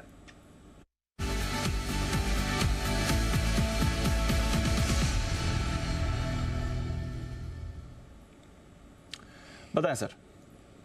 दिवांशु, बाय का स्टॉक रडार पे है। स्टॉक का अभी भाव चल रहा है 71 रुपया 10 पैसा। 71.10 का अभी भाव है। स्टॉक का नाम है SJVN, सतलज जल विद्युत निगम लिमिटेड। SJVN के अंदर मोमेंटम तेजी का बन रहा है। स्टॉक के अंदर यहां से खरीदारी करके काम करना चाहिए। वैसे भी ये स्टॉक हम कंटिन्यूसली बहुत लोअर लेवल से रिकमेंड करते हुए आ रहे हैं और अभी 71 रुपए के पास आ चुका है। आने वाले दिनों में ये स्टॉक में यहां से एक बढ़िया तेजी ऊपर की तरफ की देखने को मिलेगी। यहाँ पे CMP पे खरीदारी करें, जिन्होंने ले रखा है वो लोग होल्ड करें। स्टॉक का जो नीचे में चार्ट्स के ऊपर सपोर्ट दिखाई दे रहा है 6750 68 के पास दिखाई दे रहा है, तो 6750 का नीचे में स्टॉप लॉस लगाना है, यहाँ पे खरीदारी करना है। ऊपर में जो टारगेट देखने को मिल सकते हैं, पहला टारगेट 75 रुपए का, दूसरा टारगेट 78 रुपए का। ये दोनों शॉर्ट टर्म के टारगेट है। पोजिशन टारगेट में ये स्टॉक और ऊपर के लेवल दिखाएगा। फिलहाल 67.50 के स्टॉप लॉस से खरीदारी करें 75-78 के टारगेट्स के लिए। परफेक्ट। तो ये है आपके लिए राय SJVN में खरीदारी करने की सुमित जी की तरफ से। आइए एक स्टॉक और है जो बड़े एक्शन में, और वो है पीडीलाइट। क्यों पीडीलाइट में इतनी तेजी बनती हुई दिख रही है, जरा जानने की कोशिश करते हैं। नूपुर हमारे साथ है इस वक्त बताने के लिए। नूपुर, क्या हुआ है पीडीलाइट में? सर, ब्रोकरेज की तरफ से अपग्रेड आया, गोल्डमैन सैक्स की तरफ से अपग्रेड आते हुए दिखा है। उन्होंने स्टॉक में डबल अपग्रेड किया है। पहले सेल की रेटिंग थी उसे अपग्रेड करके बाय की रेटिंग कर दी, और जो लक्ष्य है वो भी 2325 से बढ़ा के 2725 रुपये का किया है, जो मौजूदा भाव से अगर आप देखेंगे तो 16-17% के अपसाइड पर है। तो पॉजिटिव ब्रोकरेज रिपोर्ट है पीडीलाइट पे, और काफ़ी सारे फैक्टर्स उन्होंने कहे हैं जो इन फेवर है कंपनी के। उनका कहना है कि जो कंपनी का कोर बिजनेस है वो 11% से कंपाउंडेड ग्रोथ आने वाले 3 साल में ग्रो होगा, लेकिन उन सबसे ज़्यादा कंपनी ने जो हाल ही में एंट्री ली है पेंट सेगमेंट में, उसकी ग्रोथ काफ़ी सपोर्ट करेगी जो कंपनी की ओवरऑल ग्रोथ है उसमें। उनका कहना है कि नए प्रोडक्ट्स और पेंट सेगमेंट से मजबूत ग्रोथ की उम्मीद है। इनफैक्ट अर्निंग्स डाउनग्रेड का जो साइकिल था पीडीलाइट के लिए वो अब खत्म होते हुए दिख रहा है। उन्होंने अर्निंग्स एस्टिमेट भी बढ़ाए। FY25 के लिए 4% से अर्निंग एस्टिमेट बढ़ा दिए। FY26 की बात करें तो 8% से ज़्यादा के अर्निंग एस्टिमेट्स गोल्डमैन सैक्स ने पीडीलाइट पर बढ़ाए। उनका ये भी कहना है कि मार्जिन्स में स्ट्रॉन्ग रिकवरी देखने को मिल सकती है। FY23 में मार्जिन्स करीबन 17.25% के आसपास थे, जो FY26 में बढ़कर 23% हो जाएंगे। करीबन 600 बेसिस पॉइंट से मार्जिन एक्सपेंशन की रिकवरी की एक्सपेक्टेशन है गोल्डमैन सैक्स को पीडीलाइट पर। तो मार्जिन्स रिकवरी स्ट्रॉन्ग होगी, नए प्रोडक्ट्स और जो पेंट सेगमेंट में कंपनी ने एंट्री ली है उसका बेनिफिट मिलेगा, जिसके चलते बड़ा अपग्रेड कंपनी पे आते हुए दिखाया। ओके, पीडीलाइट है वो स्टॉक जहाँ पर बड़े अपग्रेड्स FI ब्रोकरेजेस की तरफ से आते हुए दिखे हैं और उसका असर आप पड़ते हुए भी देखें। और ये बीच एक बड़ा असर निफ्टी पे भी आते हुए दिख रहा है। हरे निशान में लौटने की कोशिश में सिर्फ 3 पॉइंट नीचे बचा है निफ्टी अब ग्रीन में आने से, तो अच्छी रिकवरी आ रही है। बिल्कुल। कैश का option Jay Thakkar.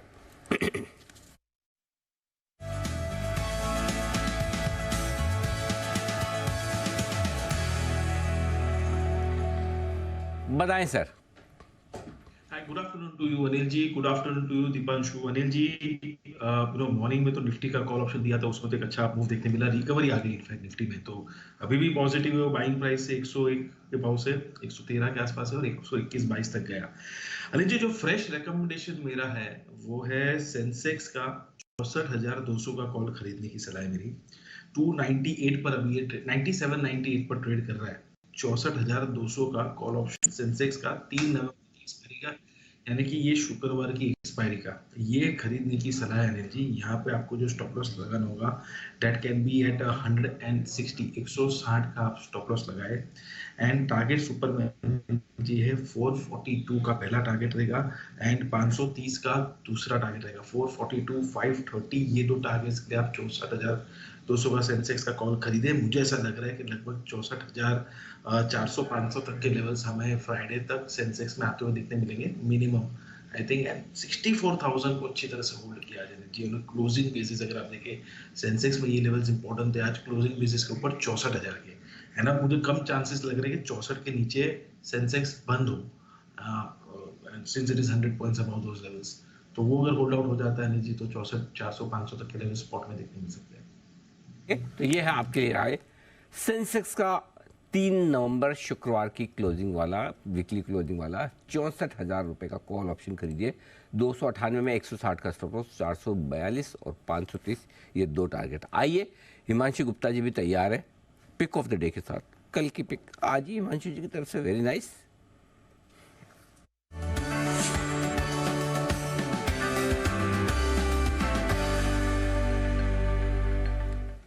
Himanshu ji pick of the day आज दे रहे, कल छुट्टी पे तो नहीं हो? अभी बीच में आप कहाँ गए थे? वो बड़े ठंडे ठंडे स्थानों में और बहुत ही वो आपने पहाड़ों और नदियों के बीच में जो तस्वीर डाली थी।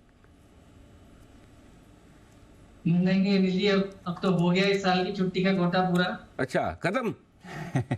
शादी पूरी कर ली जी। दिसंबर तक कैसे निकालेंगे? इतना लंबा समय है सर। अनिल जी, आप तो देख देख के रोज आप हमको देखेंगे, हम आपको देखेंगे और निकल जाएगा साल ऐसे ही। So sad. ओके, चलिए बढ़िया है। लेकिन कहाँ लेह लद्दाख कहाँ घूम के आए थे? जी अनिल जी लाहौल एंड स्पीति वैली और कुल्लू का जो इंटरनेशनल दशहरे का फेस्टिवल लगता है तो। अच्छा, अरे वाह, ओके, वेरी गुड, नाइस। बताएं सर। अनिल जी, खरीदारी करके चलनी है CDSL में, जिसमें आज एक बड़े कंसोलिडेशन का ब्रेकआउट आया है। स्टॉक ऑलरेडी 6-6.5% ऊपर है, लेकिन मुझे लगता है कि एक बड़ी मूव की शुरुआत है। तो करंट लेवल 1455-1460 पर यहाँ पर खरीदारी करें। अगर कोई डिप मिलता है 20-25 रुपए का 1430-35 के आसपास, तो पोजीशन को ऐड करके चलने की सलाह रहेगी। स्टॉप लॉस क्लोजिंग बेसिस पर 1400 रुपए के नीचे का लगाना है। अनिल जी, मेरा मानना है कि 1 से 2 दिनों में ये स्टॉक 1560-1565 रुपए का पहला टारगेट और उसके बाद इवेंचुअली ये नया हाई यानी कि 1600 रुपए के पार चलने के लिए तैयार है। हमने देखा कि BSE स्टॉक में भी एक शार्प करेक्शन आई थी, लेकिन इक्वली शार्प बाइंग देखने को मिली और मुझे लगता है कि CDSL भी अब उसकी तर्ज पर चलने के लिए तैयार है। चार्ट फॉर्मेशन, चार्ट सेटअप बहुत पॉजिटिव है, तो CDSL रहेगा कल के लिए पिक ऑफ द डे 1565 और 1600 रुपए के दो टारगेट्स के। CDSL pick of the day के लिहाज से यहाँ पर आप करें खरीदारी, 1600 तक के टारगेट्स आपको आते हुए दिख सकते हैं। ये है राय हिमांशु जी की तरफ से इस स्टॉक के लिए। BSE और CDSL दोनों एक्शन में दिख रहे हैं, बट एक्शन में है ऑटो स्टॉक्स आज भी। और वैसे आज महीने का आखिरी दिन है, यानी कि कल आने वाले हैं अक्टूबर महीने के बिक्री के आंकड़े, वो तो हम जानेंगे ही, बट उससे पहले त्योहारी सीजन चल रहा है फुल फॉर्म में। अब तक त्योहारी सीजन की सेल्स कैसे रही हैं पिछले साल के मुकाबले, ट्रेंड क्या बता रहा है? पहले ये एक बार जान लेते हैं कुशल के साथ। कुशल बताइए, पिछले साल तो अच्छी सेल्स हुई थी, इस साल अब तक का ट्रेंड कैसा रहा है? बिल्कुल दीप, इस साल का ट्रेंड भी काफ़ी शानदार रहा है। इनफैक्ट हमने ये कैलकुलेशन की थी गणेश चतुर्थी के 10 दिनों में, साथ ही नवरात्रि प्लस दशहरा और दशहरा के 5 दिन बाद वो किस तरह से पैन आउट किया है वो मैं आपको बताता हूँ डिटेल्स के साथ। टू व्हीलर्स और पैसेंजर व्हीकल्स हमने फैक्टर इन किया और ग्रामीण मांग में जो इस तरह का सुधार दिखा है उस कारण से टू व्हीलर सेल्स में बहुत ही शानदार आपको बढ़त देखने को मिली है। और त्योहारी सीजन में औसतन आप देखिए 20% की ग्रोथ रहती है, ऐसा बजाज ऑटो के मैनेजमेंट ने भी कहा था। अब आंकड़ों के लिहाज से गणेश चतुर्थी के 10 दिनों में टू व्हीलर्स में 18.5% की ग्रोथ रही है, साथ ही जो पैसेंजर व्हीकल्स हैं वहां पर 9.5% तक की बढ़त देखने को मिली है। नवरात्रि और दशहरा दोनों मिलाकर यहां पर 10 दिनों में 21.7% की बढ़त टू व्हीलर्स में और साथ ही करीबन 3.5% की बढ़त पैसेंजर व्हीकल्स में भी देखने को मिली है। और दशहरे के बाद तो टू व्हीलर्स ने जैसे कमाल ही कर दिया, लगभग 40% की ग्रोथ इन्होंने दिखाई है 5 दिनों में और 19.7% की ग्रोथ पैसेंजर व्हीकल्स में भी बढ़ती हुई दिख रही है। तो जैसे जैसे हम दिवाली की तरफ बढ़ते जा रहे हैं वैसे वैसे हम देख रहे हैं कि यहाँ पर सेल्स जो है, खासकर ऑटो सेल्स, वो काफ़ी हद तक बढ़ती हुई नज़र आ रही है। इनफैक्ट इस बारी श्राद्ध के दिनों में भी टू व्हीलर्स में करीबन 13.5% की ग्रोथ और फोर व्हीलर में लगभग 24.5% की ग्रोथ भी देखने को मिली है। और आमतौर पर 1/4 इनका ओवरऑल सेल्स का जो वैल्यू है वो त्योहारी सीजन के दौरान रहता है। और इस बारी तो 87 दिनों का ये फेस्टिव सीजन है। अब दिवाली के दौरान भी यही एक्सपेक्टेशन है कि बिक्री जो है और ज़्यादा ही बढ़ती हुई नजर आएगी। बढ़िया ट्रेंड रखा है, बहुत ही बढ़िया ट्रेंड पिछले साल के मुकाबले। पिछले साल की बेस अच्छी खासी थी, एक्चुअली बढ़िया ट्रेंड आ रहा है। बताएं फिर, ऑलरेडी फेस्टिव सेल्स का इम्पैक्ट है और भी फैक्टर्स है, तो अक्टूबर महीने की सेल्स कैसी रही हैं? अक्टूबर महीने की सेल्स भी ऑफ कोर्स काफ़ी अच्छी रही है। और जैसे कि हमने कैलकुलेशन आपको पहले ही करके बताया कि यहाँ पर किस तरह से त्योहारी सीजन अब तक पैन आउट हुआ है, उसके बेसिस पर अक्टूबर महीने की सेल्स काफ़ी अच्छी रहने वाली है। जिसमें सबसे पहले आप पैसेंजर व्हीकल्स को देखिए तो मारुति सुजुकी और M&M ऑटो, ये दोनों ही आउटस्टैंडिंग परफॉर्मर्स रह सकते हैं इस बारी। मारुति में 15% की ग्रोथ और साथ ही M&M ऑटो डिवीजन में लगभग 25% की बढ़त हम अनुमान लगाकर चल रहे हैं। हालांकि टाटा मोटर्स की पैसेंजर व्हीकल बिक्री थोड़ी सी धीमी रह सकती है, लगभग 2% की ही ग्रोथ एक्सपेक्टेड है। रिलेटिवली जो आउट परफॉर्मेंस है वो बाकी अन्य दो कंपनी की हो सकती है इस बारी। इनफैक्ट टू व्हीलर स्पेस में हीरो मोटोकॉर्प लीड ले सकता है, 23% की शानदार ग्रोथ एक्सपेक्टेड है 5,61,000 यूनिट्स पर। साथ ही बजाज ऑटो यहाँ पर टू व्हीलर स्पेस में करीबन 2% की ही ग्रोथ रहेगी। ऑफकोर्स एक्सपोर्ट सेल्स पर थोड़ा इंपैक्ट इस वजह से आ सकता है। और टीवीएस मोटर्स भी आप देखिए तो 15% की ग्रोथ क्लॉक इन कर सकता है। तो टीवीएस मोटर्स भी लगातार कंसिस्टेंटली आउट परफॉर्म किया है मंथली सेल्स में। हालांकि रॉयल एनफील्ड थोड़ा सा धीमा परफॉर्म कर सकता है बाकी अन्य कंपनियों के मुकाबले 3% की ग्रोथ के साथ। कमर्शियल व्हीकल स्पेस में VECV 8% की ग्रोथ कर 6,500 यूनिट्स क्लॉक इन कर सकती है अक्टूबर महीने में। और अशोक लेलैंड अगेन CV को लीड करता हुआ दिख सकता है, 13% की बढ़त यहाँ पर भी देखने को मिल सकती है 16,800 यूनिट्स के साथ। और टाटा मोटर्स में 9% की ग्रोथ एक्सपेक्टेड है कमर्शियल व्हीकल्स के परस्पेक्टिव से। अंत में ट्रैक्टर सेगमेंट, यहाँ पर अगेन अंडर परफॉर्मेंस हम अनुमान लगाकर चल रहे हैं। M&M करीबन 11% गिर सकती है पिछले साल अक्टूबर के मुकाबले और एस्कॉर्ट्स में भी 7% तक का दबाव आ सकता है। तो ट्रैक्टर्स में थोड़ा धीमापन इस बारी अक्टूबर महीने में आ सकता है, बट पैसेंजर व्हीकल्स और टू व्हीलर्स इनफैक्ट लीड कर सकता है अक्टूबर महीने की सेल्स ग्रोथ के लिहाज से। ओके, ये है आपके लिए ऑटो बिक्री का ट्रेंड। यहाँ पर रखिएगा नजर, दोनों तरफ के एक्शन आपको दिखेंगे। And of course festive sales का ट्रेंड जो अब तक मजबूत रहा है। एक बार चोपड़ा साहब से भी इस ट्रेंड पर राय ली जाए। चोपड़ा साहब, पिछले साल के मुकाबले इस साल भी फेस्टिव ट्रेंड्स अच्छी ग्रोथ दिखा रही हैं सर? अच्छी बात है। ये इस बात का द्योतक है कि कहीं ना कहीं रूरल या Tier 2-3 टाउन्स में अभी भी हरकत बहुत अच्छी है। एक और डेटा मैं देना चाहता हूँ कि अगर आप एंट्री लेवल कार्स या मिड लेवल कार्स की बात कर रहे हैं तो मारामारी तो मची हुई है। जो हाई प्राइस्ड कार्स हैं, जितने भी प्रीमियम ब्रांड्स हैं, मर्सिडीज या BMW या, तो वहाँ पर बहुत ज़बरदस्त वेटिंग लाइन है। कुछ मॉडल्स तो अभी वेटिंग में ही चल रहे हैं। और मुझे लगता है, क्योंकि I was talking to somebody in BMW, तो उनका कुछ जो नए मॉडल्स लॉन्च हुए हैं iX वगैरह, उसकी तो अवेलेबिलिटी ही नहीं है। और वो भी दिसंबर तक या मैक्सिमम जनवरी तक लोग डिलीवरी लेंगे। तो नो डाउट इवन अगर आप जो बड़ी प्राइस टैग वाली कार्स हैं वहाँ पे दिक्कत आ रही, वहाँ पे अवेलेबिलिटी की दिक्कत है, तो मैं कहूँगा कि जो छोटे लेवल पे जो गाड़ियाँ हैं या एंट्री लेवल कार्स हैं वो तो अच्छी बिकनी ही चाहिए। और ओवरऑल इकोनॉमिक आउटलुक अच्छा है मैं ये कहूँगा, क्योंकि जब भी हम व्हीकल सेल्स, कार सेल्स बढ़ती हुई देखते हैं तो ये इस बात को बताता है कि इकोनॉमी ठीक ठाक है, कहीं अंदर से कमजोरी नहीं है। और जब भी ऑटो सेल्स गिरनी शुरू हो जाए तो आप मान के चलिए कि कहीं ना कहीं मंदी दस्तक देने वाली है या दे रही है।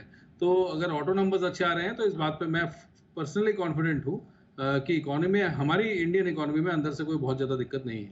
और पर्सनली कॉन्फिडेंस भी चोपड़ा साहब इसीलिए क्योंकि उन्होंने खुद चैनल चेक किया और देखा भी, जाना भी, बता भी रहे हैं कि BMW वालों से उन्होंने बात भी की थी। हाँ। तो सर किसको गिफ्ट कर रहे हैं आप? BMW किसको गिफ्ट करने का प्लान कर रहे हैं? नाम मैं नेशनल टीवी में नहीं बताऊंगा, आपको पर्सनली SMS करूंगा सर। अच्छा, प्लान है मतलब? आप सोचो पर्सनली ऐसा कौन है? हमको करे तो आप बता ही सकते हैं। हाँ। घर पे आप किसी को दे रहे तो भी बोल सकते हैं नेशनल टीवी पे। ऐसा तीसरा है कौन? आप तो बिना मतलब फंस गए। मैं KMW के इवेंट में गया था, वहाँ पे चर्चा छिड़ी थी, जो यहाँ पे काफी बड़े कार डीलरशिप है, उनके कई सारे डीलरशिप्स हैं बड़ी प्रीमियम गाड़ियों की। तो उनके जो हेड हैं, CEO हैं, उनसे मेरी काफी बातचीत हुई थी, मित्र भी हैं हमारे। तो वहीं से मुझे पता लगा कि काफी वेटिंग लाइन चल रही है। बिल्कुल ठीक बात। अभी फिलहाल तो गिफ्ट करने का अभी कोई विचार नहीं है इस साल। बिल्कुल ठीक बात है। तो ये है, चलिए आपके लिए ऑटो सेल्स के नंबर्स जो आ रहे हैं उसके ऊपर कुछ एक्शन। आइए, एक बिगुल है BTS TT का सुदीप जी के लिए।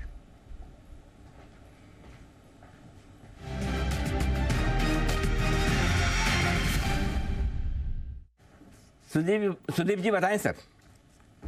अनिल जी, मेरा पिक है ग्लोबल हेल्थ लिमिटेड, मेदांता। अब मेदांता में हमने देखा है कि स्टॉक एक लॉन्ग टर्म अपमूव में था। हम पिछले 6-7 महीने से हमने देखा स्टॉक में एक अच्छी रैली आई थी 480 से लेके जुलाई तक, जहाँ पे 700 था। बाद में सितंबर अक्टूबर स्टार्टिंग में यहाँ पे एक फ्लैग ब्रेकआउट देखा गया था, और फिर से अब पिछले 3-4 दिन में जब मार्केट में करेक्शन आया था तो वो जो ब्रेकआउट जोन था स्टॉक ने यहाँ पे रिटेस्ट किया है वो लेवल जो ब्रेकआउट का था, और वहां से फिर से एक नई रैली स्टार्ट हो रही है। अब डेली, वीकली, मंथली तीन टाइम फ्रेम पॉजिटिव है, long term, short term moving averages के भी ऊपर, और सबसे extreme short term moving average जो 20 दिन की एक्सपोनेंशियल मूविंग एवरेज है, स्टॉक उसके ऊपर होल्ड करने में कामयाब हो गया है। और एक और इंटरेस्टिंग पॉइंट ये था कि पिछले 5-6 दिन में जब बीच में करेक्शन आया था ना स्टॉक में, वो करेक्शन लो वॉल्यूम्स पे है, और जब बाइंग आ रहा है तो वो अबव एवरेज वॉल्यूम्स पे बाइंग आ रहा है। तो मुझे लग रहा है ये स्टॉक में एक अच्छी लॉन्ग साइड की तेजी बनी हुई है। मुझे लग रहा है यहाँ से बाई कर सकते हैं। 755 के स्टॉप लॉस से 820 के टारगेट के लिए ग्लोबल हेल्थ मेदांता हम बाय कर सकते हैं। मेदांता यानी कि मेदांता हॉस्पिटल चलाने वाली ये कंपनी ग्लोबल हेल्थ, यहाँ पर खरीदारी करने की राय सुदीप जी की तरफ से। 820 का रखें लक्ष्य, 755 पर लगा लें स्टॉप लॉस, ये आपके लिए। आइए बढ़ते हैं आगे, और हिमांशु जी भी तैयार हैं, एक बिल्कुल उनकी भी फरमाइश है। आइए, हिटमैन हिमांशु।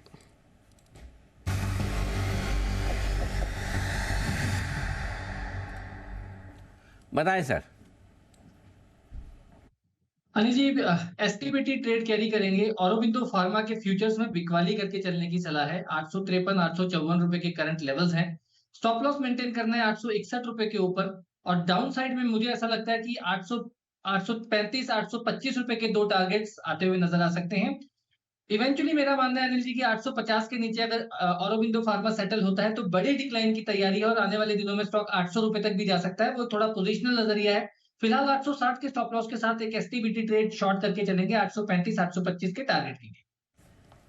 ओके, तो ये है आपके लिए औरोबिंदो फार्मा। आइए, एक स्टॉक सीमेंस, यहाँ पर दिख रही है बढ़िया गिरावट अच्छी खासी। क्यों सीमेंस इतना कमजोर होता दिख रहा है, गिरावट की वजह क्या है, ये बताने के लिए वरुण तैयार है। वरुण, आज अच्छी खासी पिटाई हो रही है सीमेंस के स्टॉक की। राइट अनिल जी। तो अनिल जी, दिक्कत सीमेंस में नहीं है, दिक्कत सीमेंस एनर्जी में है, जो कि इंडिया में नहीं है। अच्छा, इंडिया के बाहर वाली कंपनी है siemens energy. Basically siemens group की काफ़ी सारी कंपनियां हैं, उसमें से एक कंपनी है सीमेंस एनर्जी। और दिक्कत इस कंपनी में है, और खबर आज ये आई है कि हो सकता है, कुछ न्यूज़पेपर्स ने ये रिपोर्ट्स ने ये छापा है कि हो सकता है कि सीमेंस एनर्जी जो है वो अपना हिस्सा बेच सकती है। हालांकि ये बेचेंगे सीमेंस को ही, जो इनकी पेरेंट कंपनी है, लेकिन शायद ये हिस्सा बिक्री हो सकती है और इस खबर के बाद ये स्टॉक में पिटाई हुई है। अगर आप सीमेंस इंडिया में देखेंगे तो सीमेंस एनर्जी का करीब 24% के आसपास का हिस्सा है। बाकी प्रोमोटर्स का, यानी कि बाकी सीमेंस ग्रुप की कंपनीज का करीब 51% के आसपास का हिस्सा, तो ऐसे करके 75% हिस्सा है। और हो सकता है कि सीमेंस एनर्जी अपना ये हिस्सा जो है वो ग्रुप कंपनीज में या फिर पेरेंट कंपनी को बेच दे। ये दरअसल अपनी बैलेंस शीट मजबूत करना चाहते हैं। क्यों? क्योंकि इस कंपनी में, यानी कि सीमेंस एनर्जी में काफ़ी दिक्कतें हैं।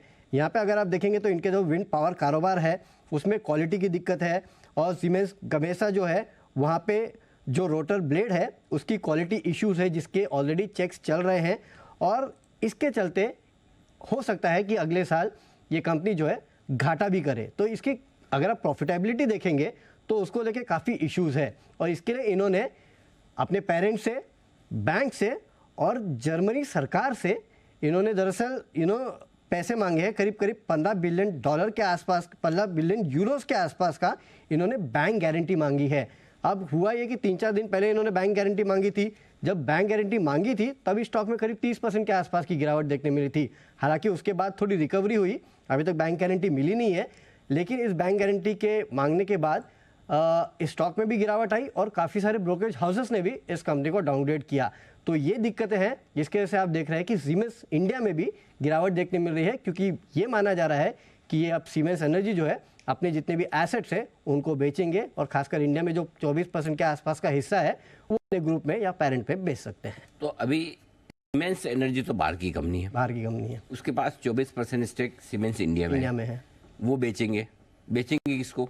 वो अनिल जी, अब तक खबरें ये आ रही है कि बाहर वाले को नहीं बेचेंगे, हो सकता है वो ग्रुप में ही बेचे, तो पेरेंट में ही बेचे। वो तो एंट्री है ना खाली। वो तो एंट्री, बेसिकली एंट्री है। इतना डरने की क्या जरूरत है? अगर भाई एक प्रोमोटर से दूसरे प्रोमोटर में जा रहा है, अब वो ऊपर में जाए या नीचे में जाए, तो मार्केट में तो फर्क नहीं पड़ना चाहिए। कायदे से तो फर्क पड़ना नहीं चाहिए, लेकिन अगर पेरेंट उस भाव पे नहीं खरीद रहा है तो वो भी तो एक दिक्कत की बात है। मतलब वो सेंटिमेंटली आप ये कह सकते हो, पेरेंट नीचे में क्यों खरीद रहा है वैसा, वो भी या कोई दूसरी ग्रुप कंपनी को नीचे में नए तो ज्यादा में ले दे। अच्छा, ये सीमेंस एनर्जी की लाइफ में क्या प्रॉब्लम है अनिल जी? इनके साथ इनके जो ये है विंड पावर कारोबार जो है उसमें एक्चुअली क्वालिटी की दिक्कत है। तो ये दिक्कतों की वजह से वहाँ पे वो ऑलरेडी कह रहे हैं कि अगले साल हम लॉसेस भी करेंगे, बैंक गारंटी दे दे हमको सरकार, बैंक से जाके गारंटी मांग रहे, प्रमोटर से मांग रहे, तो दिक्कत उनकी है। विंड पावर वाली दूसरी कंपनी के लिए सेंटिमेंटली बेनिफिट हो सकता है ये थोड़ा बहुत यहाँ के इंडिया। एक्चुअली इन्होंने क्या किया, इन्होंने एक नया विंड टर्बाइन जो बहुत एफिशिएंट था, फिर उसे बेचा और बढ़िया रिस्पॉन्स मिला।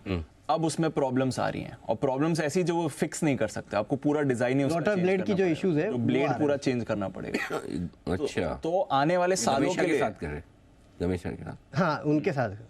अच्छा, तो आने वाले सालों के लिए इनके इम्पेयरमेंट लॉसेस आने वाले हैं ग्लोबली, ये विंड एनर्जी कारोबार में, उससे काफी। प्लस आपको याद होगा सर, हर 3 महीने 4 महीने कुछ आता है। पहले हाइड्रोकार्बन बिजनेस बेचना था, तो यहाँ के माइनॉरिटी शेयर होल्डर्स ने इशू उठाया कि आप क्यों कर रहे हो एक कंपनी से दूसरे।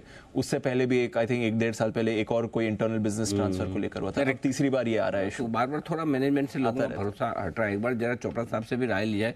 उससे पहले एक बड़ा सीरियस मैटर और भी है इसमें, कि अब तो हम उम्मीद ही छोड़ दें कि सिद्धार्थ जी जर्मनी लेके जाएंगे। तो नहीं, जब सीमेंस के नाम से जर्मनी जाने का होता था, भूल ही जाओ, जर्मनी की खुद कंपनियां मुश्किल है। ये जो पॉइंट है चोपड़ा साहब, बड़ा इंपॉर्टेंट है कि बार बार गवर्नेंस को लेकर कुछ न कुछ इस तरह की चीजें सीमेंस को लेकर निकलती रहती है। कैसे देखते हैं आप? सर देखिए, जितना मैं समझता था सीमेंस बहुत रिस्पेक्टेबल कंपनी है, चाहे वो हेवी इंजीनियरिंग प्रोडक्ट्स हो या इवन मेडिकल प्रोडक्ट्स हो। इनके डायग्नोस्टिक्स में बहुत अच्छी मशीनरी है, टेक्नोलॉजी वाइज बहुत अच्छे हैं। मगर कितना ही अच्छा प्रोडक्ट हो और कंपनी में कॉर्पोरेट गवर्नेंस ना हो या इश्यूज हो, तो निश्चित रूप से दिक्कतें आ सकती है। और मैं देख रहा, मैं एक आर्टिकल पढ़ रहा था पीछे जॉनसन एंड जॉनसन के बारे में, क्योंकि अपने आप में एक दिग्गज फॉर्चून 500 कंपनी रही है, कि वो बैंक्रप्सी फाइल कर सकते हैं। उनके अगेंस्ट काफ़ी सारे लॉ सूट्स हैं, करीब 1800-1900, जिसके चलते वो बैंकरप्ट भी हो सकते हैं अगर सबको पैसा देना पड़े। तो ये बहुत ही सीरियस बात है कि अगर कॉर्पोरेट गवर्नेंस इश्यूज हैं तो या कहीं पे भी इरेगुलरिटीज़ हैं, तो उस पर कमेंट करना बहुत ही मुश्किल होता है सर कि कई बार ऐसा होता है कंपनियां अच्छी होती हैं, लोग अच्छे नहीं होते, या लोग सही पोजीशन पे सही लोग नहीं होते हैं, तो उसकी वजह से दिक्कत होती है। हमने देखा था इन्फोसिस में क्या हुआ था। तो अभी तो फिलहाल मैं कहूँगा कि थोड़ा सा अवॉइड किया जाए थोड़े समय के लिए। हो सकता है कि कोर्स करेक्शंस कंपनी करे और लोगों को चेंज करे, और अभी तो उनको मुझे लगता है कि अपनी इमेज बिल्डिंग पे काम करना चाहिए और कॉर्पोरेट गवर्नेंस पे बहुत काम करना चाहिए, और संभावना अच्छी है ऐसी कंपनीज वापस भी आ जाती है। हमने कैडबरीज का भी एक एग्जांपल देखा था कि उन्होंने बहुत तगड़ी कैंपेन चलाई थी अपना इमेज रीबिल्ड करने के लिए। तो नेस्ले ने जो मैगी के में या पहले कैडबरीज में जो इशू आया था, तो वो दोबारा से रिगेन किए थे वो कॉन्फिडेंस कस्टमर। बट फिलहाल मैं कहूँगा थोड़ा दूर रहिए। दूर रहिए, थोड़ा इश्यूज आ रहे हैं और रेगुलरली ये इश्यूज आते रहते हैं सीमेंस के लिए। देखते हैं इस बार कैसा डेवलपमेंट होगा इसके लिए। आइए टाटा स्टील, इस पर भी एक बार कर लेते हैं फोकस। आशीष है हमारे साथ तैयार बताने के लिए कैसे रह सकते हैं टाटा स्टील के नंबर्स। आशीष बताइए। दीपांशु, कमजोर साइड पर नतीजे यहाँ पर देखने को मिल सकते हैं। दरअसल अगर आप देखें तो यूरोप का प्रदर्शन थोड़ा सा काफी क्वार्टर से हम देख रहे हैं कि स्टैंड अलोन परफॉर्मेंस अगर आप टाटा स्टील की देखें तो आपको कुछ भी दिक्कत नजर नहीं आएगी, लेकिन अगर आप यूरोप के परफॉर्मेंस की बात करें तो यहाँ पर क्योंकि मेंटेनेंस के चलते भी नीदरलैंड्स का जो ब्लास्ट फर्नेस था उसमें शटडाउन था, तो उसका एक इम्पैक्ट है वॉल्यूम्स के ऊपर। को क्वार्टरली अपडेट्स आई थी, इसमें भी हमने देखा था कि डिलीवरी वॉल्यूम्स में वहाँ पर गिरावट देखने को मिली। तो एज पर एस्टिमेट्स आप देखें टोटल रेवेन्यू में आपको 7% की गिरावट देखने को मिल सकती है, और कामकाजी मुनाफे में भी अगर आप देखें तो 23% की गिरावट है। अब दरअसल इस तिमाही के दौरान जो लागत खर्च है वो घटा, लेकिन दिक्कत ये हो गई कि आपकी जो डिलीवरी वॉल्यूम्स है वो भी घट गई, तो चीज़ें ऑफसेट हो गई हैं, तो उसका इम्पैक्ट जो है फायदा आपको इस क्वार्टर में नहीं मिल पा रहा है। मार्जिन के लिहाज से भी अगर आप देखें तो जो 10% के पिछले साल मार्जिन थे इसी तिमाही के दौरान इस बार करीब 8.3% के देखने को मिल सकते हैं। 304 करोड़ का आंकड़ा एक्सपेक्टेड है इस बार फिलहाल। हालांकि मुनाफे का आंकड़ा अगर आप देखें तो काफ़ी वेरिड है, जितने भी ब्रोकरेज हाउस की रिपोर्ट देख रहा हूँ तो कोई कह रहा है कि 45 करोड़ का मुनाफा होगा, कोई 600 करोड़ बता रहा है, कोई 900 करोड़ बता रहा है। अगर आप सिंपल एवरेज लेके देखें तो करीब करीब 300 करोड़ के आसपास यहाँ पर आंकड़ा आ सकता है, लेकिन ऑपरेशनल लिहाज से भी देखें तो तिमाही थोड़ी कमजोरी रहेगी। ओके, ऑपरेशनली तिमाही कमजोर रहेगी। डिफिकल्ट टू अज्यूम कि कितना इनका मुनाफा आने वाला है, बट एसेंशियली कुछ ज्यादा खास एक्सपेक्ट ना करें, आप ये बोल रहे हैं ना स्टील से। चलिए बागले साहब एक बार चार्ट्स देख लें टाटा स्टील के। वैसे आज कुछ ज्यादा खास कर भी नहीं रहा ट्रेड में। चार्ट भी वीक ही है, लेकिन इसका एक अलग मोमेंटम ये हो गया, ये काफी साइडवेज चलने लगा है। 120 के नीचे जब तक रहेगा वीक ही होगा। मेरा मानना है 115 टेस्ट कर सकता है, उससे ज्यादा वीकनेस नहीं होगी, तो बाइंग अपॉर्चुनिटी नियरर 115 होगा। अभी अगर आपको कुछ ट्रेड करना है तो आपको बेच के ही चलना चाहिए। 122 के ऊपर निकलने के बाद ही मोमेंटम आएगा जो 125 के आसपास ले जाएगा, जो मुझे फिलहाल दिख नहीं रहा है। ओके, तो ये है आपके लिए टाटा स्टील पर थोड़ी सी कमजोरी के संकेत आते दिख रहे हैं नतीजों से पहले। थोड़ी देर में बैन से बेनिफिट हम आपको बताएंगे, लेकिन उससे पहले बिगुल की तैयारी जय के लिए, जय का जैकपॉट।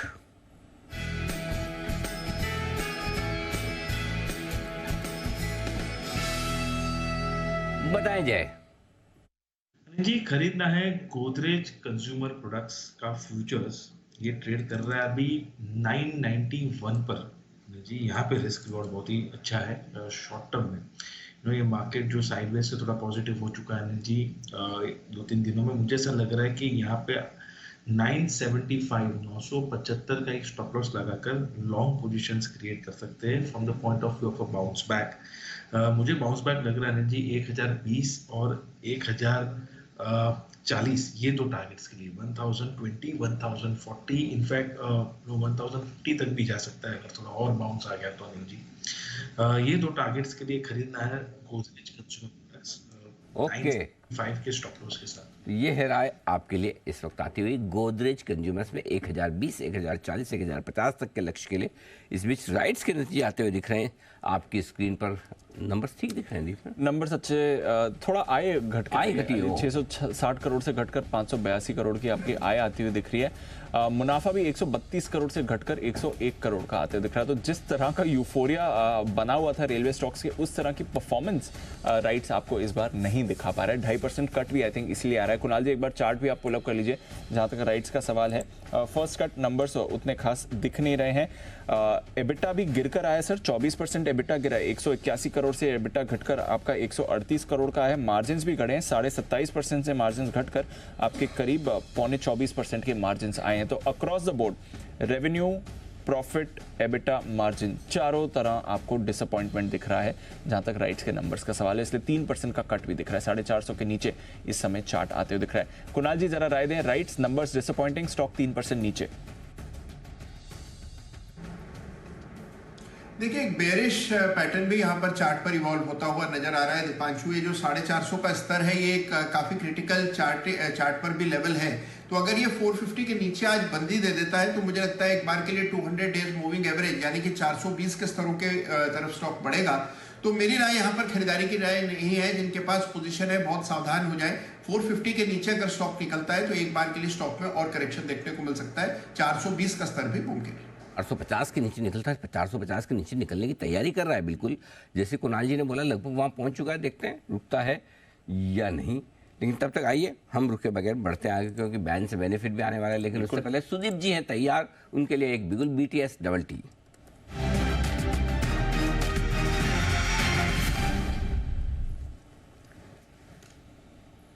सुदीप जी बताएं सर। अनिल जी, जो एक स्टॉक अभी रडार पे आ रहा है वो है HCL टेक। स्टॉक में हमने देखा है कि कंसोलिडेशन हुआ था पिछले 10-15 दिन में 1225 से लेके 1275 के आसपास, और पिछले 2-3 दिन से हम देख रहे हैं कि एक अच्छा मोमेंटम स्टॉक में बना हुआ है 1220 के लेवल से, और हायर बॉटम्स बन रही है स्टॉक में। और स्टॉक अब अपना जो पिछला जो पुराना स्विंग रेजिस्टेंस है 17 अक्टूबर का 1280 के आसपास, अब वही जोन को वापस अप्रोच कर रहा है। और मुझे लग रहा है जो हिसाब से ओपन इंटरेस्ट लॉन्ग साइड पे बन रहा है और एट द मनी पुट्स में राइटिंग भी हो रही है, तो मुझे लग रहा है यहाँ पे एक मोमेंटम तेजी का बना हुआ है स्टॉक में, और डेली वीकली दोनों टाइम फ्रेम पे चार्ट बढ़िया लग रहे हैं। तो यहाँ से हम खरीदारी कर सकते हैं HCL टेक में 1255 के स्टॉप लॉस से 1320 के टारगेट के लिए 2 से 3 दिन के समय के लिए। HCL टेक में करें खरीदारी। सुदीप जी की राय 1255 का स्टॉप लॉस 1320 के टारगेट के लिए। और अगर हिमांशु जी HCL टेक के इस बढ़िया मूव के लिए आप बधाई लेना चाहते हैं, आप बता दें लेना चाहते नहीं लेना चाहते। अगर आप लेना चाहते हैं तो फिर साथ में सुदीप जी को धन्यवाद भी देते। तो पिक ऑफ द डे होना चाहिए बिल्कुल। 1285 1290 के टारगेट के ऑलमोस्ट बधाई sir. Thank you Anil ji, thank you, धन्यवाद सुदीप जी का तो है ही है, साथ साथ अनिल जी आपका भी धन्यवाद याद रखने के लिए। अच्छा अच्छा, मुझे लगा मेरे साथ सुदीप जी को धन्यवाद। कोई बात नहीं, सुदीप जी के साथ मुझे दिया तो भी एक्सेप्टेड है।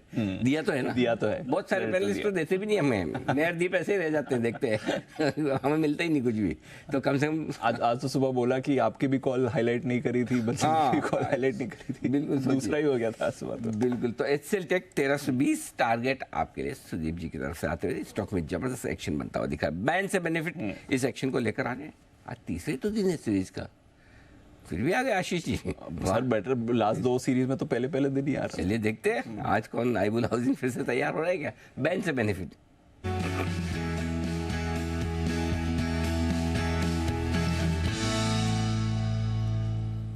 बताएं आशीष, क्या है इरादा? सर आईबुल नहीं है इस बार।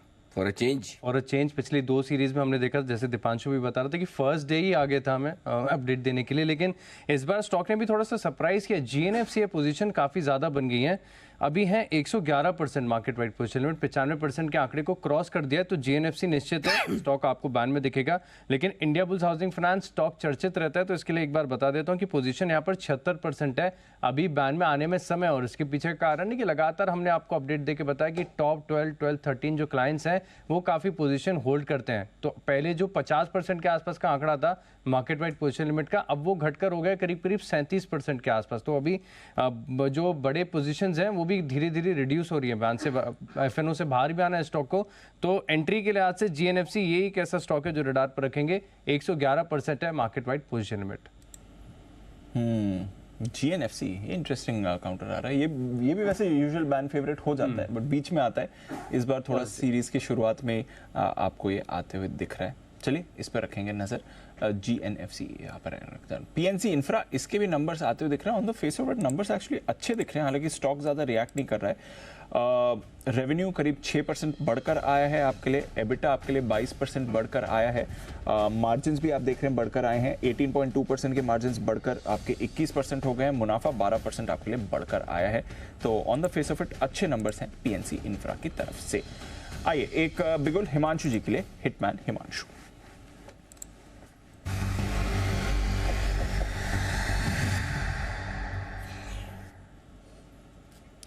बताएं सर।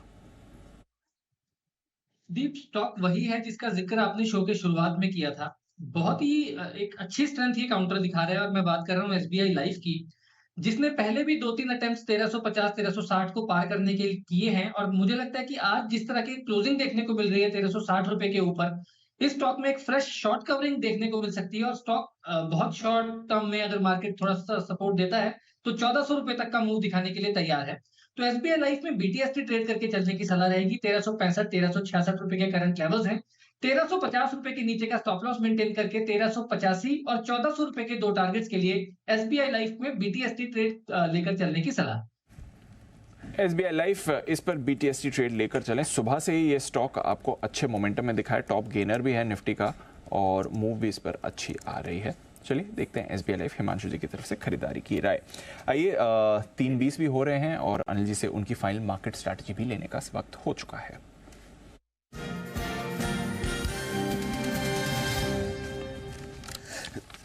बढ़िया फॉर्म में अनिल जी, डाउ फ्यूचर 125 अंक ऊपर इस समय आपको ट्रेड करते दिख रहे हैं। बहुत ही अच्छा एक्शन है। शो की शुरुआत में ज्यादा एक्शन नहीं था, आज सुबह तो बल्कि नेगेटिव ट्रेड हो रहा था, उसके सामने आपको अच्छा मूव दिख रहा है। कल 500 अंकों का उछाल था, इस समय डाउ फ्यूचर्स आपको 100 पॉइंट ऊपर दिख रहे हैं। एसएनपी और नैस्डैक फ्यूचर्स में हालांकि ज्यादा बड़ा एक्शन नहीं है। यूरोप के बाजार अच्छे हैं। आज आई थिंक यूरोप का Q3 जीडीपी डेटा भी आएगा, इन्फ्लेशन डेटा भी आएगा, और यूएस में एफओएमसी की बैठक आज से शुरू हो रही है। कल शाम पॉलिसी आएगी, परसों हम रिएक्ट करेंगे।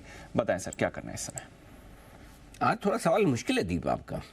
जो 2 दिनों से हमारा फोकस ये था कि लेके जाए आराम से, चिंता न करें, वैसा कॉन्फिडेंस नहीं आ रहा। वैसा नहीं दिख रहा। क्यों नहीं आ रहा मैं बताऊं। एक तो क्या, कल 500 ऑलरेडी डाउ भाग चुका है। 500 के बाद और वाकई में 100-150 भागेगा तो मतलब थोड़ा मन में ऐसा कंफ्यूजन रहता है थोड़ा सा कि 2 दिन इतना तेज भागे और फेड की मीटिंग के दिन, तो इसलिए थोड़ा मुश्किल है, पहली चीज़।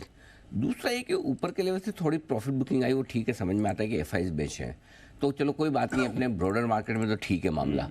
लेकिन आखिरी मिनटों में आप देखिए, अब ब्रॉडर मार्केट में भी थोड़ी प्रॉफिट बुकिंग आई। आप स्मॉल कैप इंडेक्स लाल निशान में है अभी, ठीक है ना। तो ऐसा नहीं कि बहुत मजबूती से ही आप बहुत बंद हो रहे हैं। बढ़ने वाले शेयर और घटने वाले शेयरों की संख्या भी लगभग बराबर है। सो मैं क्या करूँगा, जो लॉन्ग पोजीशन है वो रहने दो, फ्रेश आज मत बनाओ, फ्रेश कल सुबह देखेंगे, ठीक है, सिंपल सी चीज़, फ्रेश कल सुबह देखिए। तो वही है, सपोर्ट आपका नीचे की तरफ है ही है, 18,925 से 19,025 की रेंज। यहाँ से 50 पॉइंट से ज़्यादा की रिस्क है नहीं, कमोबेश वहीं से अच्छे सपोर्ट पे आ जाते हैं। ऊपर की तरफ वही है दीप, 19,200 250, वहाँ पर आपकी प्रॉफिट बुकिंग आनी है, ठीक है। बैंक निफ्टी का जहाँ तक सवाल है, 43,725 43,850 बचत एकदम परफेक्ट रेंज में वहीं जाकर बंद हो रहा है, एकदम सपोर्ट रेंज पे। तो इसके नीचे थोड़ी सी रिस्क है, तो कल देखेंगे। ऊपर में वही 43,200 के आसपास profit booking. So I think नई पोजीशन बनाने के बजाय मैं एक दिन वेट एंड वॉच ज़्यादा प्रेफर, और रिस्क रिवॉर्ड रेशियो इतना फेवरेबल लग नहीं रहा है ना। और बाकी अगर किसी को खरीदना ही है, अभी भी मिड कैप स्मॉल कैप शेयरों में चुनिंदा खरीदारी करने में वहाँ हर्ज नहीं है। दिग्गजों में थोड़ा सा एक दिन ओवरनाइट पोजीशन के लिए रुकेंगे हम, थोड़ा वेट कर। 2 दिन से अपना कॉन्फिडेंस बराबर था, लेके जाए, आज नहीं है वो, आज नहीं ना। अगर आपके पास लॉन्ग पोजीशन है फिर भी आप बनाना ही चाहते हैं, 19,000 का पुट ऑप्शन खरीद कर रखें। शॉर्ट है तो 19,200 का कॉल ऑप्शन। बैंक निफ्टी पर 42,500 का पुट ऑप्शन रखें। शॉर्ट है तो 43,200 का कॉल ऑप्शन। अगर आपको हेज करना है तो इस हिसाब से ये हेजिंग आपकी होगी। Got it sir. चलिए, ये है आपके लिए इस समय अनिल जी का मार्केट एक्शन। थोड़ा ध्यान से रखिए, पोजीशन हेज बना कर रख सकते हैं। आइए कुछ फाइनल स्टॉक्स पर नजर डाल देते हैं इससे पहले कि बाजार बंद हो। एसबीआई लाइफ में तो आपको मूव आ रही है। एचडीएफसी लाइफ और आईसीआईसीआई प्रू ये भी इस समय अच्छी दिख रही हैं। तो तीनों जो लाइफ इंश्योरेंस कंपनीज हैं वहां पर आपको एक्शन दिख रहा है। एक बार देखते हैं एलआईसी में भी अगर आपको मूव आती हुई दिख रही है, नहीं, बट ये स्पेस आपके लिए एक्टिव होते हुए दिख रहा है। देखते हैं कैसी मूव आएगी। कैनफिन होम्स ये एक और काउंटर है जहां पर आपको एक अच्छी मूव आती हुई दिख रही है। आज 2-2.5% ऊपर ये भी आपको दिखेगा। नजर रखिए, कुछ स्टॉक्स हैं, बैंक्स और फाइनेंशियल्स आज वैसे मूव नहीं कर रहे हैं, बट फाइनेंशियल स्पेस से इंश्योरेंस अच्छा दिख रहा है। 1-2 एनबीएफसीज, मन्नापुरम भी आपके लिए एक्टिव है, कैनफिन होम्स भी एक्टिव है, सिटी यूनियन बैंक और एयू स्मॉल फाइनेंस बैंक ये भी एक्टिव हो रहे हैं। तो ये स्पेस थोड़ी एक्टिव है, हालांकि इंडेक्स आपको सुस्त दिखेगा। आइए जय के पास चलते हैं, जय के जैकपॉट के लिए।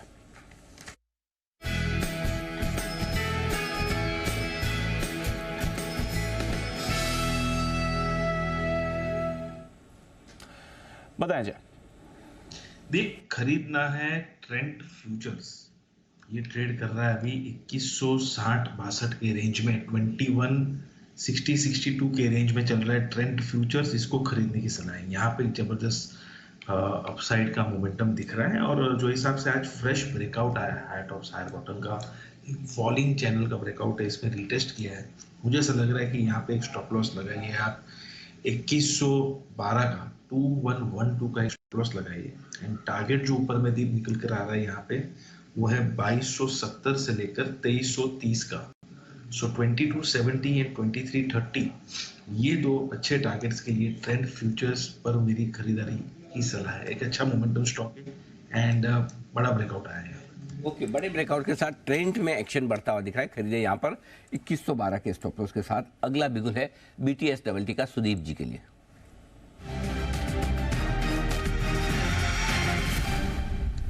सुदीप जी बताएं सर। अनिल जी, अभी दीपांशु अभी बता रहे थे इंश्योरेंस कंपनीज के बारे में, तो इंश्योरेंस कंपनीज को ही मैं देख रहा था तो वहां पे एक अच्छा स्टॉक निकल के आया है ICICI general insurance, ICICI Lombard. तो यहाँ पे हम देख रहे हैं कि पिछले ये मार्केट करेक्शन में स्टॉक ने काफी आउट परफॉर्म किया है, स्टॉक गिरा नहीं है और आज शॉर्ट टर्म मूविंग एवरेजेस से यहाँ पे ये घूम रहा है वापस से 1350 के एक इंपॉर्टेंट सपोर्ट जोन से। तो मुझे लग रहा है आने वाले 1-2 सेशन में यहाँ पे 1350 के स्टॉप लॉस के साथ 1430 1450 के टारगेट के लिए हम ICICI लोम्बार्ड खरीद सकते हैं। ओके, इंश्योरेंस स्पेस पे रखिए नजर, कुछ ना कुछ तो आ ही रहा है। जनरल इंश्योरेंस हो या फिर लाइफ इंश्योरेंस हो, मूव आपको बढ़िया दिखा रही हैं। अभी हम SBI लाइफ, HDFC लाइफ की बात कर रहे थे, ICICI लोम्बार्ड पर भी मूव आपको एक अच्छी आती हुई दिख रही है। छोटा सा इंश्योरेंस स्पेस पर कोई व्यू? आई मीन आज I don't know sectoral rotation है कुछ और फैक्टर्स, बट इंश्योरेंस स्टॉक्स काफी एक्टिव हो रहे हैं सर ट्रेड में। देखिए, कई बार क्या होता है पोस्ट करेक्शन कोई भी एक सेक्टर में रुझान पैदा हो जाता है और फंड्स उसमें काम करना शुरू कर देते हैं या खरीदारी करना शुरू कर देते हैं। इसमें कोई नई बात नहीं है। आपने खुद बोला कि अभी सेक्टर रोटेशन है जो कि एक अच्छी संभावना है।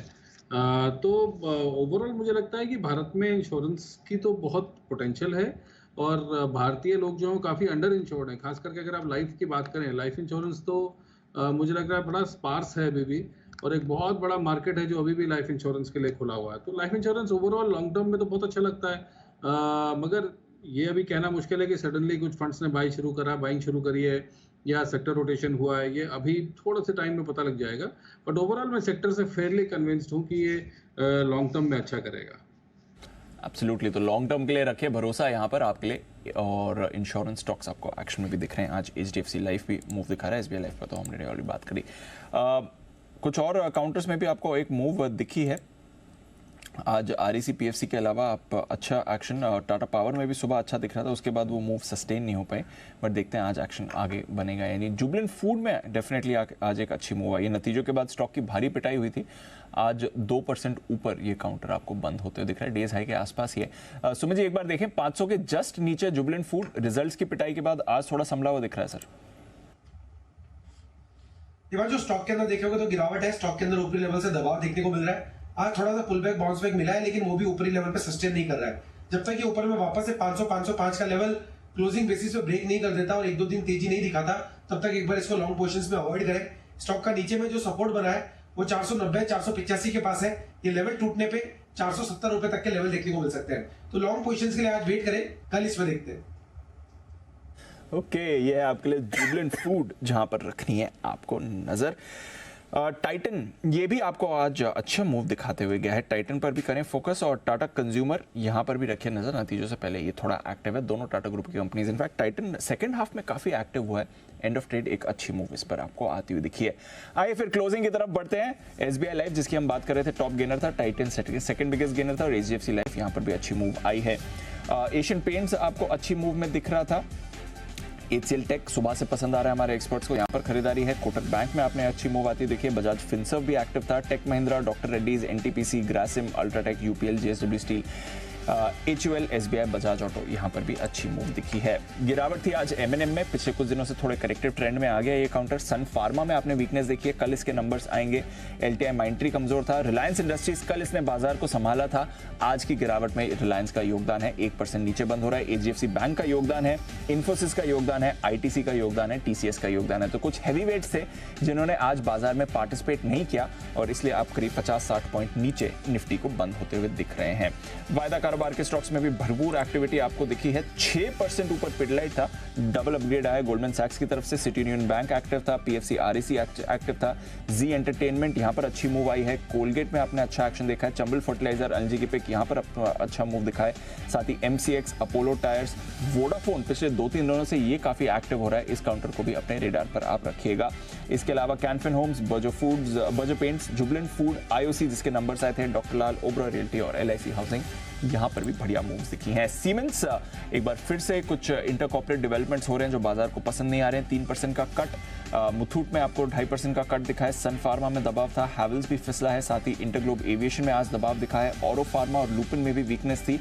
Bank of Baroda, Biocon, RBL bank, Petronet कल की 10% की गिरावट के बाद आज 1% वीक होते हुए दिखा है। कैश मार्केट की तरफ आते हैं, यहां पर भी कई सारे स्टॉक्स एक्टिव थे। हालांकि थ्रू द डे मिड और स्मॉल कैप इंडेक्स ने होल्ड आउट किया था, बट एंड ऑफ ट्रेड आप देख रहे हैं आपका स्मॉल कैप इंडेक्स फ्लैट बंद हो रहा है, मिड कैप अभी भी 1.5% ऊपर बंद हुआ है। बट फैक्ट 10% का अपर सर्किट इस काउंटर पर लगा है। लक्स इंडस्ट्रीज में खरीदारी थी, सीडीएसएल और बीएससी जिसकी बात हो रही थी, सीडीएसएल स्पेशली करीब 6% ऊपर बंद होते हुए दिखा है। निपॉन लाइफ 5.5% की तेजी, Galaxy Surfactants, HEG, Vardhman Textiles, Macrotech Developers, Solar Industries, Birla Corp, KPIT Tech और ट्यूब इन्वेस्टमेंट यहां पर बढ़िया मूव आपको दिखी है। बॉम्बे बर्मा 5.5% फिसला है, सुपीएल प्रोडक्ट्स, त्रिवेणी इंजीनियरिंग, अमर राजा, केपीआर मिल्स यहां पर आपको थोड़ी कमजोरी दिखी है। जोमैटो भी करीब 2.5% नीचे बंद हो रहा है। ऑल इन ऑल एलजी जो अच्छी शुरुआत हुई थी वैसी अच्छी क्लोजिंग नहीं है। इंडेक्स लेवल पर थोड़ा कंसोलिडेशन, हल्का सा दबाव है। मिड कैप इंडेक्स आपका जरूर पॉजिटिव क्लोज हो रहा है, हालांकि ऑफ डेज हाई, और स्मॉल कैप आपका एकदम फ्लैट बंद हो रहा है। बिल्कुल, तो ये रहा आज का एक्शन। हल्की कमजोरी के साथ भारतीय बाजारों ने की समाप्ति।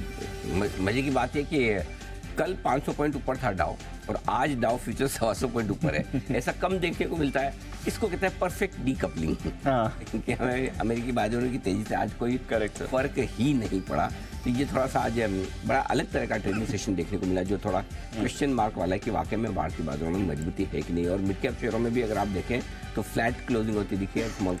मिड कैप शेयर हल्के से हरे निशान में, और स्मॉल कैप शेयरों में फ्लैट क्लोजिंग होती दिखी। तो आज का सेशन किसी भी लिहाज से अच्छा नहीं माना जाएगा। 61 अंकों के नुकसान के साथ 19,080 के नजदीक बंद होता हुआ निफ्टी, 193 अंकों के नुकसान के साथ बैंक निफ्टी बंद होता हुआ 42,845 पर, और सेंसेक्स की समाप्ति रही 237 अंकों के नुकसान के साथ आज आपके लिए। मिड कैप इंडेक्स 1.5% मजबूत बंद हुआ है। एकमात्र इन इंडाइसेस में ये आपको हरे निशान में दिखेगा। स्मॉल कैप इंडेक्स एकदम शांत बंद होता दिखा, लेकिन डाउ फ्यूचर्स धीरे धीरे अपनी मजबूती और बढ़ाते हुए 135-138 अंक मजबूत है। नैस्डैक फ्यूचर्स भी लाल से हरे निशान में लौटते हुए दिख रहे हैं। Let's see what happens in America tonight, but हमारे समाचार तो आज समाप्त हुए। विदा लेने का वक्त है।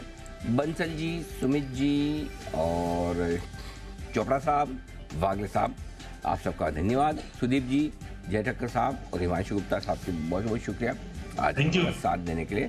Thank you very much.